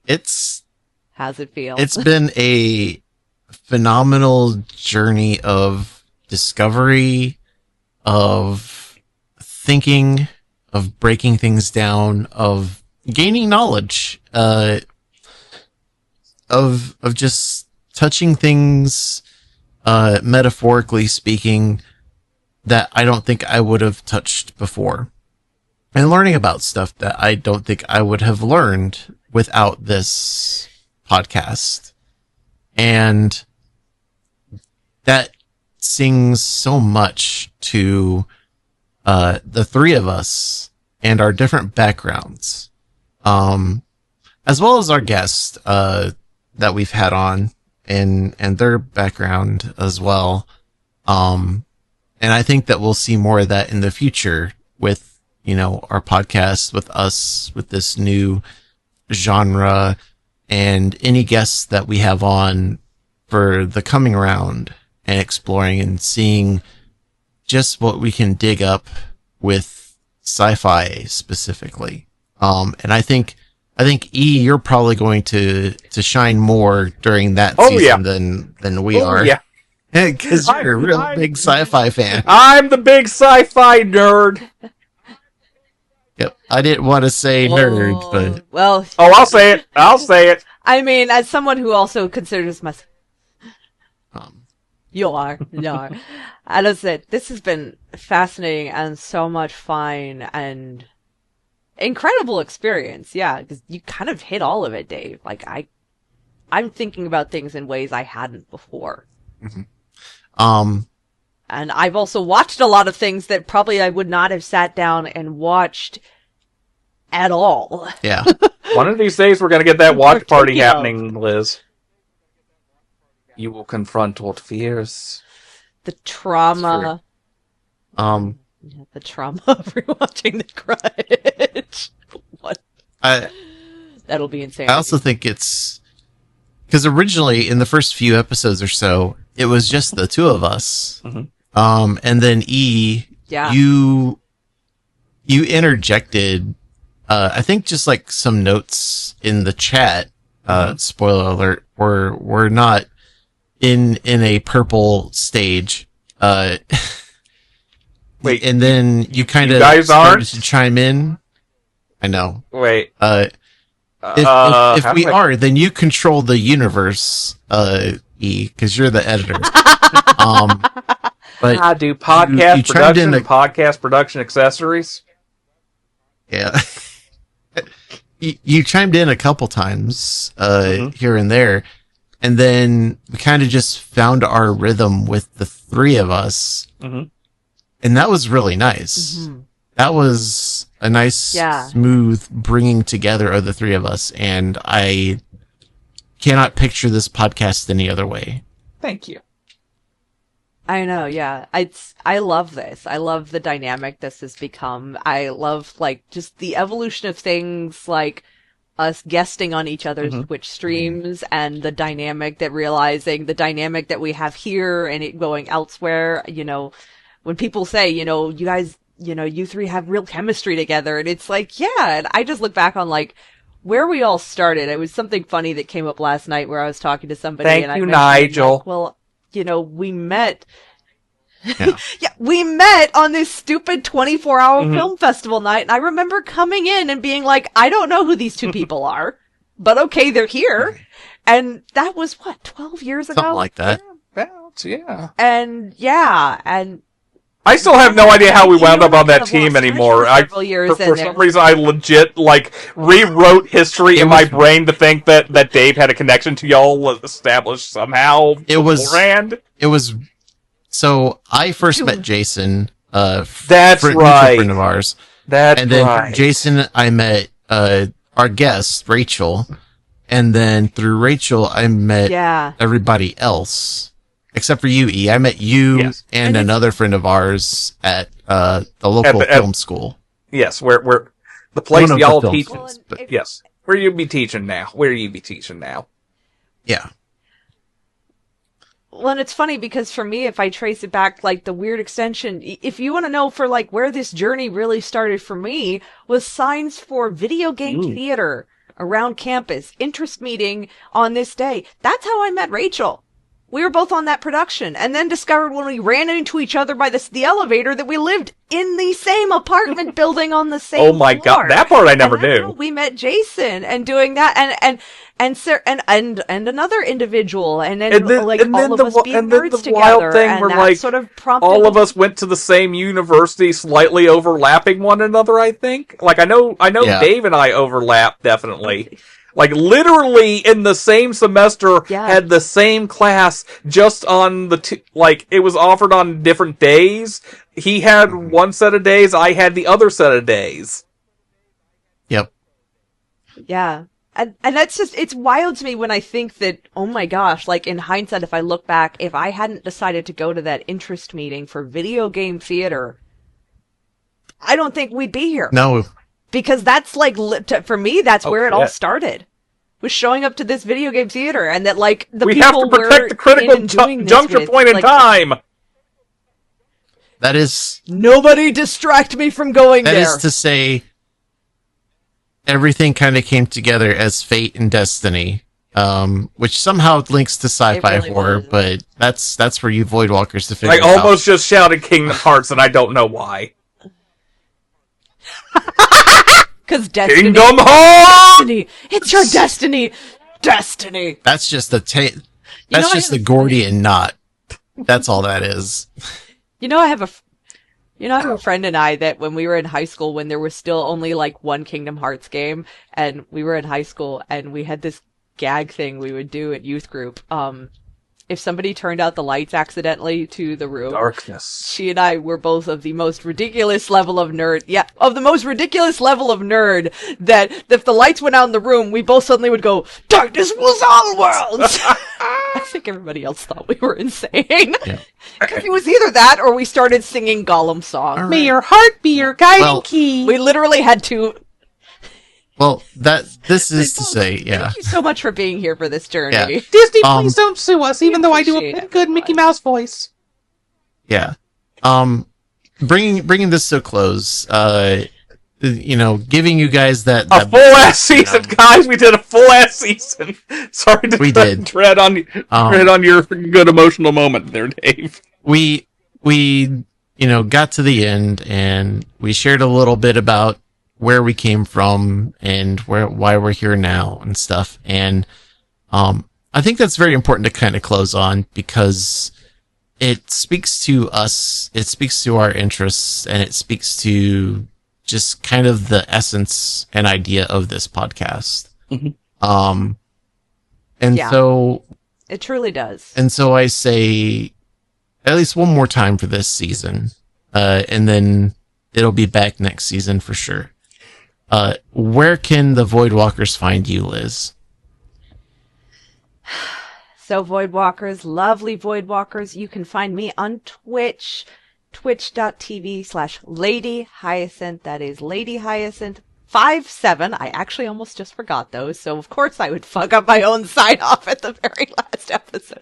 Lady Hyacinth 57 on Twitch. I also am under the same handle on YouTube, but right now there's not much there on YouTube as I migrate Twitch over, and I'll still continue streaming on Twitch. I do a lot of Resident Evil. I am, by the time this episode comes out, because we'll be looking at, because I believe this episode's release date is going to be right before New Year's, which by that point means that I will be finally on DivaBot 2.0, as this, I'm getting ready to sign off this computer build. She has served me well. She needs to survive one more week, damn it! She's been having... And then she can die I haven't mentioned it to y'all, but yeah, she's been having some issues tonight on the stream. Liz, you have been framey all night. I've been watching my signal connection. It's apparently okay, internet okay. thing. It's been monsoony here in Los Angeles. Ooh. So yeah, I've been watching that do this thing. It's whoopsies. Yeah, that one actually wasn't DivaBot's fault, but DivaBot also is struggle. But hopefully by the time this episode comes out, I will be on DivaBot 2.0. And we'll be getting ready to begin getting the final touches in to do the 24-hour Resident Evil run, in which over a combined 24 hours, not a single 24 hours, I'm not that insane, I play through all 8 main chapter games in anticipation of February's release of Resident Evil 9 Requiem. February 28th, I believe. Why the heck Or not? 27th, rather. Not a leap year. Not a leap year. It'd be really funny if it was 29. Well, no, 29th. Oh, okay. I thought... I'm back. Oh. Oh, you disappeared too! I temporarily froze, but my recording is still recording. That's good. So I'm still good there. Yeah, I've been watching my connection thing just do this. Yeah. Like all recording. Dave, where can our Voidwalkers find you? Barring internet issues, you Voidwalkers can find me at twitch.tv/sheriff_Flynn. There I am currently playing through the second chapter of the new Wolfenstein games, which is the New Order, I believe. And right now I'm at the hub where everybody is gathered. So time to kill more Nazis, because who doesn't like killing Nazis other than Nazis, right? Punch That's in the right. face. There's a lot you can do with a hatchet and a Nazi. That's right. Exactly. You can also find me at BJ Blazkowicz. Yes. You can also find me at Sheriff Flynn on YouTube. I don't upload very much there right now because life's been really busy, but I do intend to do so a little more often. So we'll see, but the main place you can find me is on Twitch. E, have you done your shout-outs yet? Nope. Okay, well, where can they find you at? We need to know where we can find you E. can find me at the back alleyway, but at the intersections of Fifth and Smith under the street light with the Everybody really grows. rickety light that's kind of flashing off and on. I got me a little like shell game over there. It's pretty fun. Don't worry about the legality of it. I'm really Oh, so glad that's what that I was- I decided to go, hey, That's what I was seeing. Yeah. I saw the other day. That Yeah. was you over there. Okay. Yeah, just you know, stop. With the sparklers and the glowy lights. we Now kind of it's had to getting get all rid of weird. the sparklers. There was an issue with the And- cards and the sparklers. Ugh. We're using Still bottle recording, caps though. now. Damn it. Sparklers were so much fun. Yeah, there's Still recording. Before we Yeah. get too off the rails. But no, on no, that, you so- you can actually find me over at Lanzalencia both on Twitch and YouTube as well, folks. Though this is the finale for the season, we do have some other things in the planning. In the in between time, so you can look That's right. forward to some other Confabulators live streams in the future and some projects that we're not talking about just yet that we're working on in the background. So even though you might not see the And if you want to catch a live stream, Oh. and if they want to catch one of our live streams, where do the they go? Confabulation Station over on Twitch, and you can also find the VODs for that where you're watching this podcast right now at the Confabulation Station on YouTube. On YouTube. Confabulation Station. Do. It makes me think of the MST3K satellite of love. In the not too distant future, you'll have more episodes once we get our planning done and recording set and something yo. Perfect. And I don't lie. So So, folks, please, folks, too, also remember to, one, share these with your friends. We love to spread the word. We love to see our family grow. And again, also, please, or not again for this, we've said it before, rate and review us. Please leave a review. Feel free to leave comments. You can email us if you have questions or suggestions, especially coming up on next season or lives that you would like to see on our Twitch or other things. You know, we are going to be going into pre-production Yup. mode, and we'll have more for you. If you keep an eye on our socials, keep an eye, and we will have more on when to expect the next season to start. So, folks, because it's going to be exciting. Science fiction. Ooh, I'm so excited. Science fiction. We're going to be going into our second year. Yay! And then before you know it, we'll be 10 years old and have so many episodes, and we'll all just That's be right. like, whatever. But And that's life. you realize that like by the time this show would have like if we keep this pace up, we would have 200 episodes in 10 years. Yeah, Yeah. I know. That's why I'm like, that's down the road. I'm not looking that far ahead. 200. It'd be really cool. You'll never stop confabulators. I can't figure out how to turn and- You'll Never Stop the Simpsons into a song about us. and on that note, I'm Dave. I'm Liz. I'm E. I'm not a robot yet, and we're not having a crazy wedding yet. But if we run out of ideas,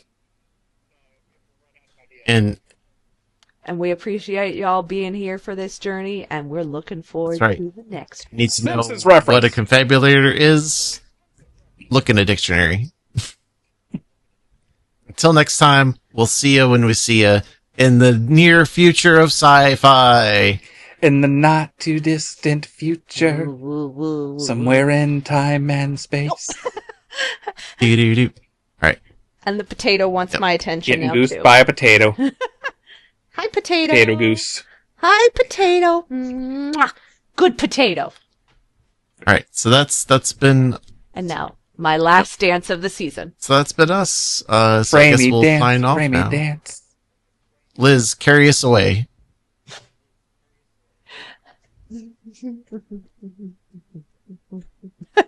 Awkward.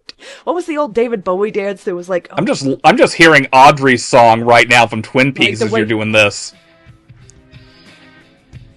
oh, I'm thinking of like the David Bowie dance in the Labyrinth when he's being like, Yes. it's magic, it's Needs more codpiece. All right. We're signing off. Bye. Bye. Later. Voidwalkers. Later, watch our shit. Please write Bye, us. Voidwalkers. Take care.